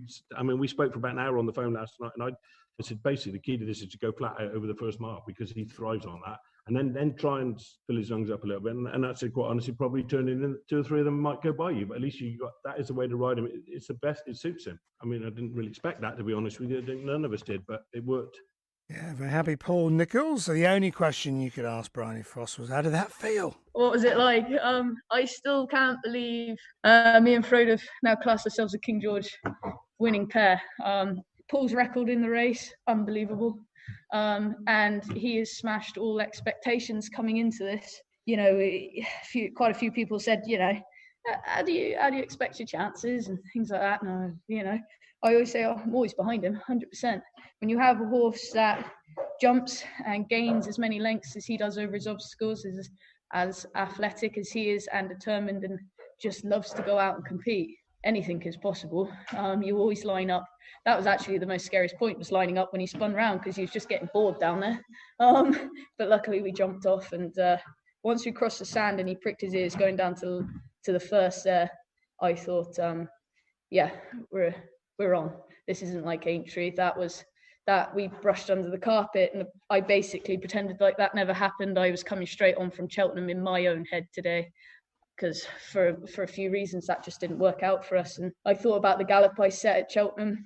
I weighed up what we did here in the Grade 2 last year, and tried putting it together and just tried to set a gallop that he enjoyed. Santini was a small irritation for him, because I couldn't quite get the breathers I wanted to, but he came here in such rude health that he he just stuck his elbow out and kept moving that forward the whole way. I mean, he's the comfiest armchair I'll ever sit in, that's for sure. I mean, I can't tell you, it's like the back of your hand. He is, me and him, he's got me and I've got him. And I know his limits as well as he does, and he knows mine. We know how each other think out there, and we know when it's going right and when it's not. It is black and white. When it's going right, we're right on. And when it's not, I look after him. And like we did at Aintree, and he is 1 in a million. He's just a horse that you will thrive every opportunity you get given with him. Yeah, well done to Bryony Frost and Frodon winning the King George today. Fantastic win. Cheltenham in March. I wonder whether the crowds will be back for them. Vaccine permitting, we shall see. That is your racing for now. Coming up in the final half hour, more reaction from the Woking and Aldershot camps. We'll also hear a little bit about the great Polish player from Poland, the Albion player, who was he's now arrived back at Albion. Mr. Loader, what? Can we find out more about him? And we're going to have a tribute to two great Sussex legends who died over this Christmas period.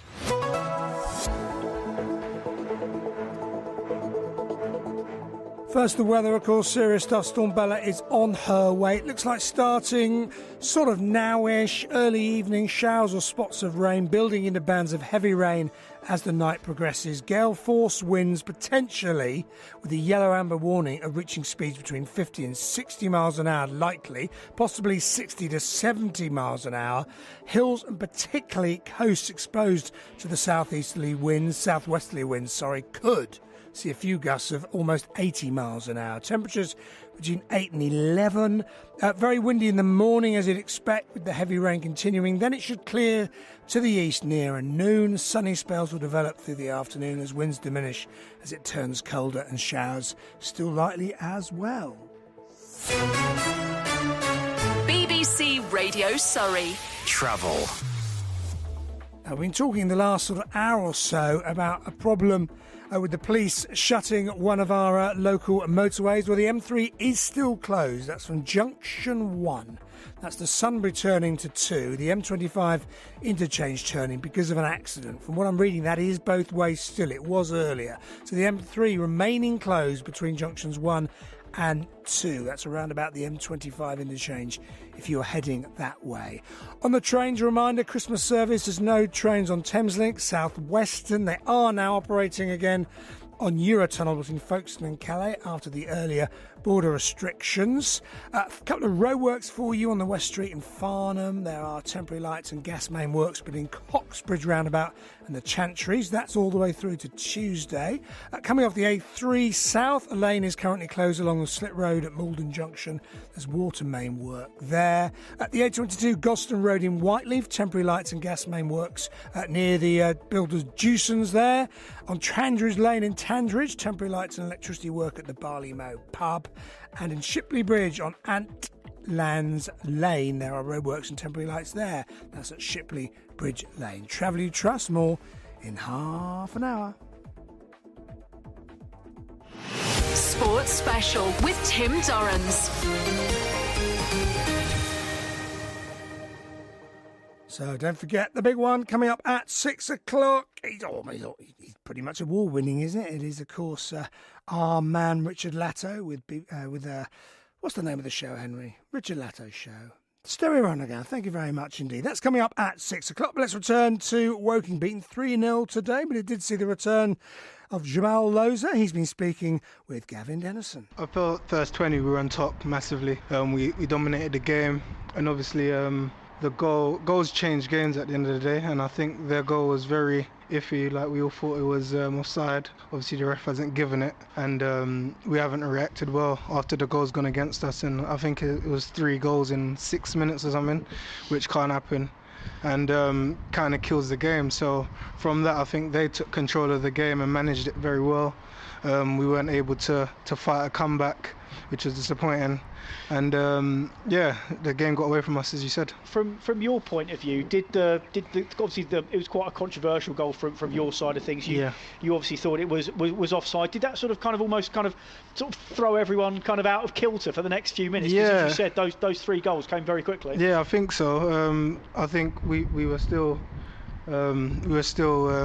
Getting on at the ref, and before we knew it was 3-0 down, and that can't happen. That's on us. Once the first goal goes in, we need to react and regroup, which we didn't do, and it's killed us. That's cost us the game. From a personal perspective, obviously you returned to Woking. You've had a couple of loan spells. Does it feel different now? You've signed permanently? Not really. I'm still a walking player. I still give my all for the club when I put the shirt on. So yeah, in terms of that, it doesn't feel different at all. Obviously, it's a bit more stability in terms of I'm here. I know I'm here for this season and next. So I'm just looking forward to climbing the table now. And from your perspective, obviously a lot of the same players were in the squad last season. Is there a difference in the atmosphere around the squad? Is there a difference in sort of quality around the squad that you've seen? I think this year's squad's a lot more younger and a lot more ability, to be fair, to play on the ball than last year. We're predominantly men, and we done the ugly side better. This year I think we can play a bit more, but I think we need to pick and choose when we can't do it. I don't think today was the greatest day with the pitch and the conditions to play as much as we did, but we'll learn. We're a young group, and yeah, we'll learn and we'll come back. Thanks to both Jamal and Alan Dowson from the working camp to react to that 3-0 defeat at Aldershot. The shot's up to 16th, just 4 points off the top 7, Woking down to 10th, but still just 2 points off that top 7. Remember, Woking perhaps getting a little bit of cash from the new prospective owners from America in January as well. Could shake things up just a little bit. Well, in the Premier League, a reminder, the 5:30 kickoff has just got underway. Arsenal 0, Chelsea 0. Arsenal, can you believe it, beginning just above the Albion. Arsenal 15th on 15 points. The Albion 12 points, of course, from their 14. And if Arsenal lose that one, Brighton could go above them if they can win at West Ham tomorrow. Not quite eligible to play at West Ham tomorrow is the new Albion signing from Poland, Jakub Moder, the 20-year-old, joins from Lech Poznan. That's in January. We'll be speaking to the Polish football expert Janusz Michalik from ESPN, and he says that Moder can make a real impact at the Albion. Hello, guys. First, thank you very much for having me on. I appreciate it. In terms of talking about Jakub Moder, who I think most people in Poland are very excited about, an incredible talent.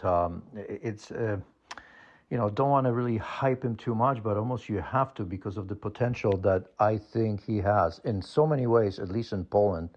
I think for me, he's a generational player, the sort of player that, the Polish teams have not had in a long time because of his quality on the ball and his intelligence. I think that's what strikes me the most, how intelligent he is in all aspects of the game.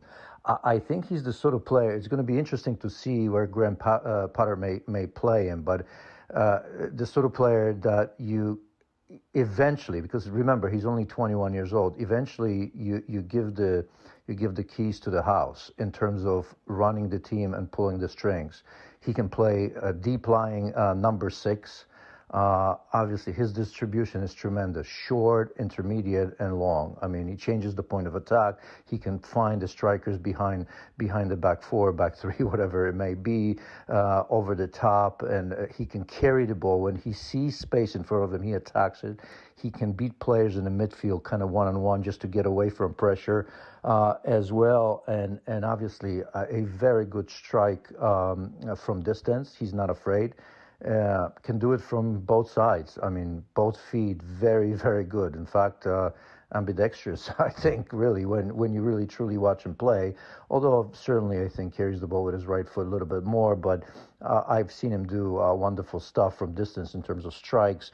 Set pieces are very good from free kicks or penalties, whatever it may be. I think those, I'm sure the fans already know some of that from him. But again, I think it's his intelligence. For reference, I think, when you look at him, I think people in England will be familiar with some of the players that he's competing with in the Polish national team. And he's competing with them on a good level already. Maybe not just there yet, but almost there. And of course, one of them is Mateusz Klich, who plays for Leeds United. And, as Marcelo Bielsa has stated the other day, I read that and I was astonished. He's the most important player there for Leeds United. He said that Mateusz Klich can play on any team in the world. This is how important he is and how good he thinks he is. And although that can be questioned for sure because Klich is a powerful player, a little bit different than Moder, but they both compete with each other sometimes in that spot. And that spot with Klich and Poland very often is a little bit further up, the attacking midfielder. Number 8, he could be also 10 as well in that way. So when you look at in the center of the midfield, those are the players. Another one is Grzegorz Krychowiak, who played for West Brom, albeit only 20-some times. It wasn't a great spell, but remember, he was tremendous with Sevilla years back for Unai Emery, and went to Paris Saint-Germain, where he struggled a little bit. Now he's with Lokomotiv Moscow. So when you look at Krychowiak, Mateusz Klich at Leeds, and Moder, Jakub Moder now competes with that. And I do believe that if he develops properly, he will be the sort of player that will emerge in that midfield for Poland. Now, when you look at Brighton, they play 4-2-3-1 very often, or sometimes 3, with the 3 in the back as well. I mean, he could be playing deeper in the midfield because he loves distributing. He loves seeing. I've talked about that intelligence. He could play next to Bissouma. He could play, of course, in that role, kind of sort of where Maupay plays behind Welbeck lately anyway. So, I mean, just about anywhere in any system, he's adaptable because he covers a lot of ground in the midfield. Now, defensively, I think he's pretty good, but I think that's part of the game that remains to be seen because of what Premier League gives. I mean, it's a testing league. I think he's still sort of growing into his body. I think he's physical enough, but the pace of the game may be something that he will have to adjust. I mean, I just saw Timo Werner talking about how he's still adjusting to the pace of the league. It's much different now. I mean, and that's a pacey player. I mean, that's one thing that I suppose Timo Werner shouldn't worry about because he's got the quickness and the pace, and yet he feels that it's a big adjustment for him. So I think dealing with some of the, the big bodies in the Premier League, the center backs that come into the midfield, the defensive midfielders with strength and power, we'll see, how that pans out. But again, I want to, I think, when I look at him, to me, he looks a special player. When I say that, he's got all the qualities that a modern footballer needs to have, and that's intelligence, anticipation, good first touch, good awareness, doesn't panic on the ball, and which is very, very important. He's got great composure there as well. So we'll see what happens to him. I'm sure Brighton will be careful in how they introduce him, but I wouldn't be surprised or shocked at all if he comes into the lineup and stays there at some stage. That will depend, of course, a lot about what Brighton may do in the next few matches, of course, because they're a little bit under pressure. Isn't he great? That's the Polish football expert Janusz Michalik speaking to Johnny. That was part, of course, of our Albion Unlimited programme. Johnny Warren Agent also previewing tomorrow's match with West Ham. That is still available on BBC Sounds as a downloadable podcast right now. So that's all on BBC Sounds. The game itself on BBC Radio Sussex from 2 tomorrow afternoon. Kick-off 2:15. Tonight, join me, Richard Latto, for Stereo Underground on BBC Radio Surrey. And this week it's a punk party, which means plenty of tracks like that and plenty of stuff like this.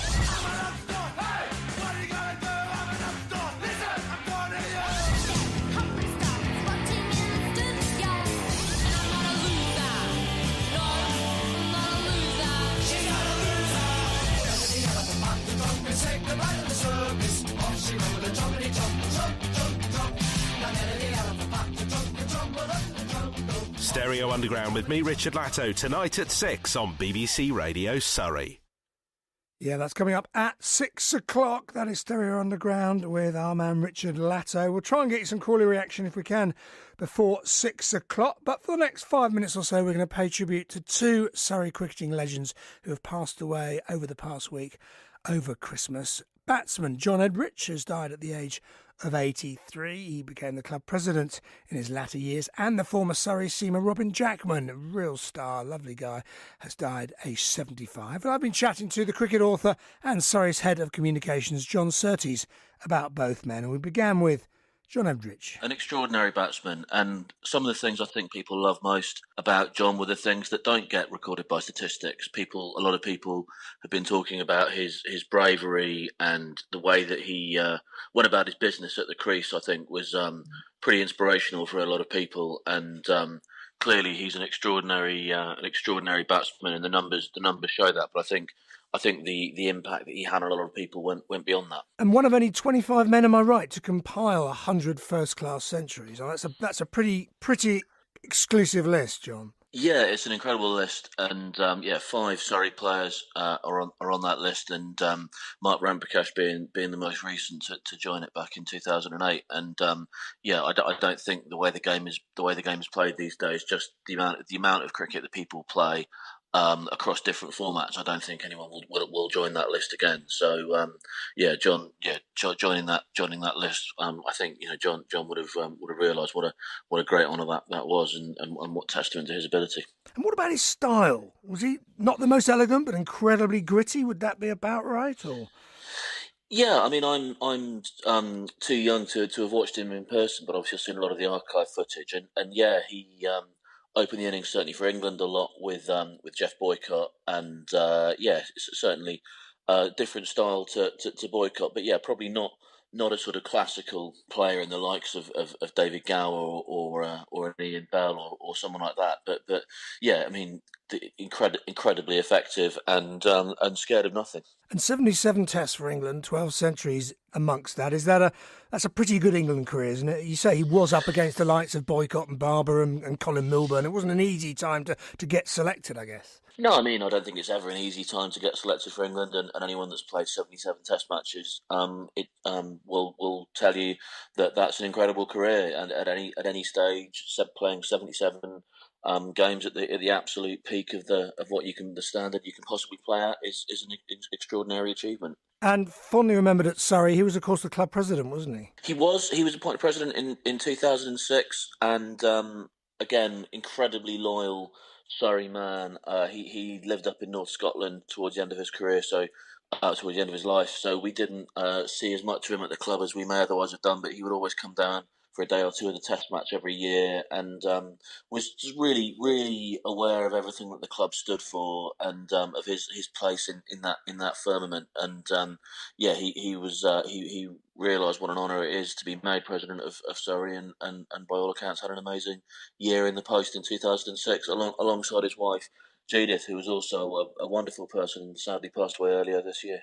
Yeah, and while the obituaries were being written for John, the former Surrey seaman Robin Jackman also passing away at this time of year, aged 75. 1,400 first-class wickets for him, an average of 22. Great seamer. Yeah, again, similar to John Edrich, I think a lot of people would class Robin, and have indeed been talking about it since he passed, as one of their favourite Surrey players. Again, he was able to really build a connection with people watching him play, because they realised how wholehearted he was, and it was very apparent exactly how much he cared and how much he was trying, and I think people really responded to that. But as I say, the numbers for Jackers stack up and show you again what a truly amazing cricketer he was. 1,400 first class wickets is not something that you gather lightly.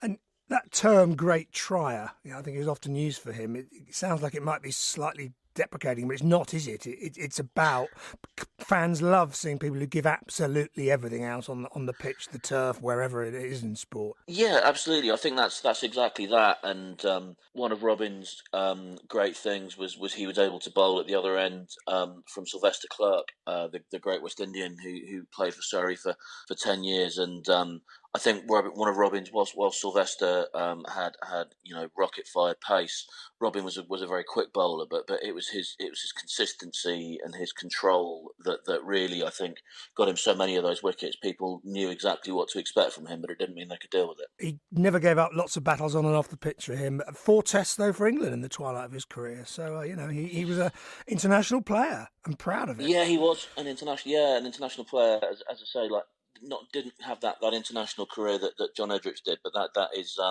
in no way, shape or form to do him down as a cricketer. I think many people feel like he could have played more tests, but England and potentially his loss was certainly Surrey's gain, and I think another reason why that he's so loved by Surrey fans of a certain generation, because of the lack of test matches meant that they got to see a lot of him. And finally, you and I are huge fans of the game and what we love, not only watching it, but listening to it. He turned his arm to be a fine commentator, a great voice in the commentary box. Yeah, he did. Again, became very well loved by other generations through that, and was a fine commentator, and you'd often hear him when when the game was on Sky, but maybe the commentary was from a different network. Robin commentated all around the world and became a really sage voice of cricket, and soundtrack many of the game's greatest moments of the last 20-30 years, including World Cups and IPLs and many Test matches. Yes, that's John Surtees, the head of communications up at Surrey, a cricket author as well, knows his stuff. Speaking there about Robin Jackman and John Edrich, who both passed away in the past week, legends of Surrey. Talking of legends, cricket, a living legend, Steve Smith, of course.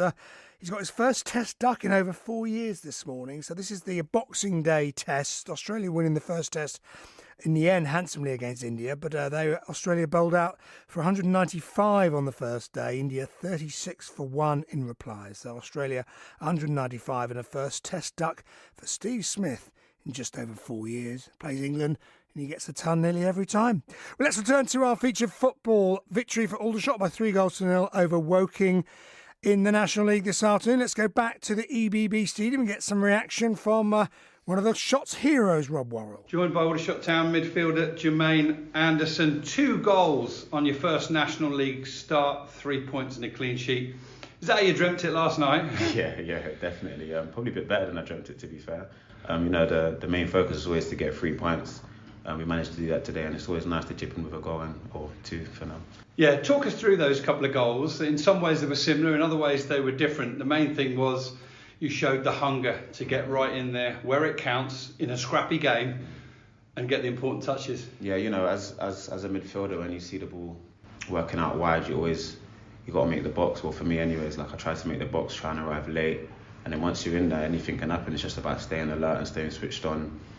So that's what I tried to do for the first one. It luckily fell to me. The second one, I saw Toby was driving. He had some players around him. I thought any chance this ricochets, I'm going to be the first one to get it. And then luckily again it fell to me and I scored twice. Great stuff. Well, that's obviously your second game in a week for the Shots, but your first National League start.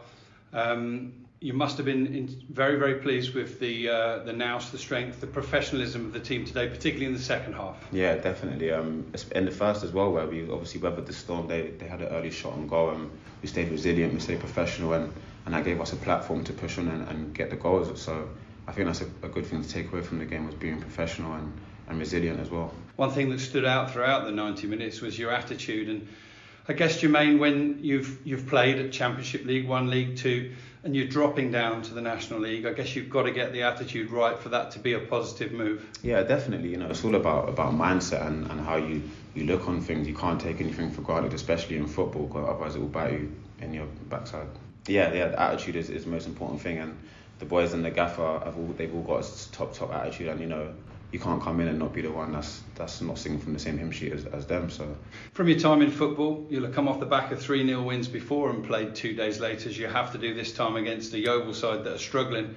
How important is it to know that you've got to go out there and do it all again, and you can't rely on past glories? Yeah, you can't rely on it, but at the same time, you can definitely take the confidence from the game and the good things and remember that and take that into the next game. But you've got to take every game as it comes, and it's going to be a completely different game against Yeovil. We've got to show the same attitude, same professionalism, and hopefully get the win up there. Great to hear from Jermaine Anderson. Rob, thank you. A reminder then, Woking drop a place after that defeat. They're 2 points adrift of the playoffs as things stand. Aldershot just 4 off the top 7 after they move up to 16th with that win. And as we heard there, they do it all again. Yeovil thrashed 6-1 today by the runaway leaders Torquay. Host Aldershot 3 o'clock Monday. That's live on the BBC, as is Woking Eastleigh, a 12:30 game with Mark Francis doing that one. As promised, Crawley Town came from behind to get a decent point, even though going down to 10 men in the second half. It finished Crawley 1. The leaders at the time, Newport County 1. The boss, Lee Bradbury, the assistant manager, stepping in for Johnny Ems, spoke afterwards with John Howick. It's a good point in the end, but we're disappointed that we didn't get an opportunity to go toe-to-toe with them for 90 minutes with 11 men, because we felt we could win the game at half-time. Disappointing start to the game, disappointing goal, but after that we shook ourselves down a little bit and started to be a bit more positive on the front foot, a bit more aggressive in the way we pressed and worked. And I think it's a very harsh sending off, which we will appeal as a club. because T's not even seen the lad there. He's brought the ball down. The lad runs into T's foot after he's brought the ball down, and the player milks it and gets T sent off. So I'm disappointed for him because he's just got back in the team, just started to sort of get comfortable in the team and get his confidence and start to do well for us, and now he's sent off again. So yeah, it was frustrating, but at the same time, once the sending off happened, it was only ever going to be a counter-attacking or a set-piece game for us to try and score a goal. So yes, we defended well, resolutely, worked hard, done all the things that you'd expect us to do against 10 men, but they're a good side as well. So it became a protect the point rather than try and get 3 at that point. Yeah, well, I guess the pattern of the game was going to change once they had the man advantage. They used the wings well, but in fairness, Glenn's only really had one save to make. Yeah, he made a couple of sort of ones you'd expect him to save, but can go wrong from distance with little dippy ones skipping off the surface. But good safe handling in those situations, and he made, like you say, a good save later on. But it wasn't a game of lots of chances. We knew they were going to have the ball once the sending off happened, but it was about where they had it and trigger points for us to press and try and win the ball back, and then also trying to be a threat on the counter attack with the pace of Jake Eskiff and Sammy Matthews joining in with Tom Nichols. Yeah, on that note, when you start the day with 3 strikers on paper, you've had to end it with 1, unfortunately. First of all, what's the story with Max Watters? I presume that's an injury. Yeah, Max just felt a bit of a tight hamstring, so we need to protect him and brought him off really. So what we don't want is Max picking up a long-term injury. So we had to make that change, and Sam Matthews has seamlessly sort of come on and give us that out ball on the right-hand side. So it's more for protection really. We're hoping he's going to be available and fit and available for Tuesday. Okay, and was John not out there for the second half either? In the no, he did feel a little bit sort of energy run down, a little bit sort of, he hasn't been well recently, a bit of a virus, so he just felt a little bit weak in the second half, so he came up in the second half and watched the game up at the top here. So so it just made me take the reins, but it's no problem. He's, when you've been out ill for a while, it takes its toll on you, and a bit like a player, I suppose, coming back from injury, you need to sort of edge your way back in. Good to have him back today, though. I mean, different because obviously he was obviously here for the whole 90 minutes, but good to have him back today. Yeah, exactly.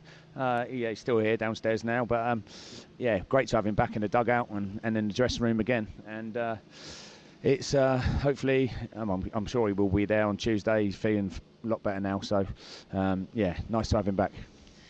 Yes, thank you very much indeed. Lee Bradbury there speaking with John Barnett, not John Howitt. Great stuff then. Decent point for Crawley Town this afternoon. 1-1 at home to Newport County, who arrived at the ground, of course, leaders of the table in League 2. Crawley move up to 10th this evening.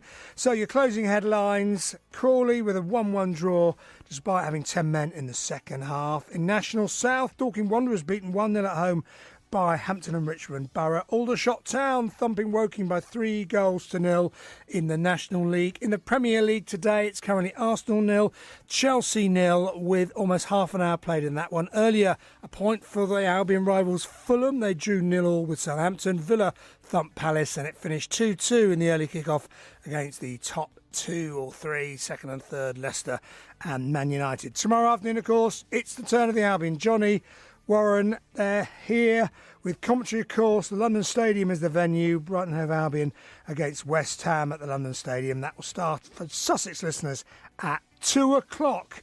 Good luck to the Albion tomorrow afternoon. Thanks to Henry producing today. Enjoy the rest of your Boxing Day. Richard Latto is, of course, here with Stereo Underground, and we're doing more sport over the festive period. A very good evening.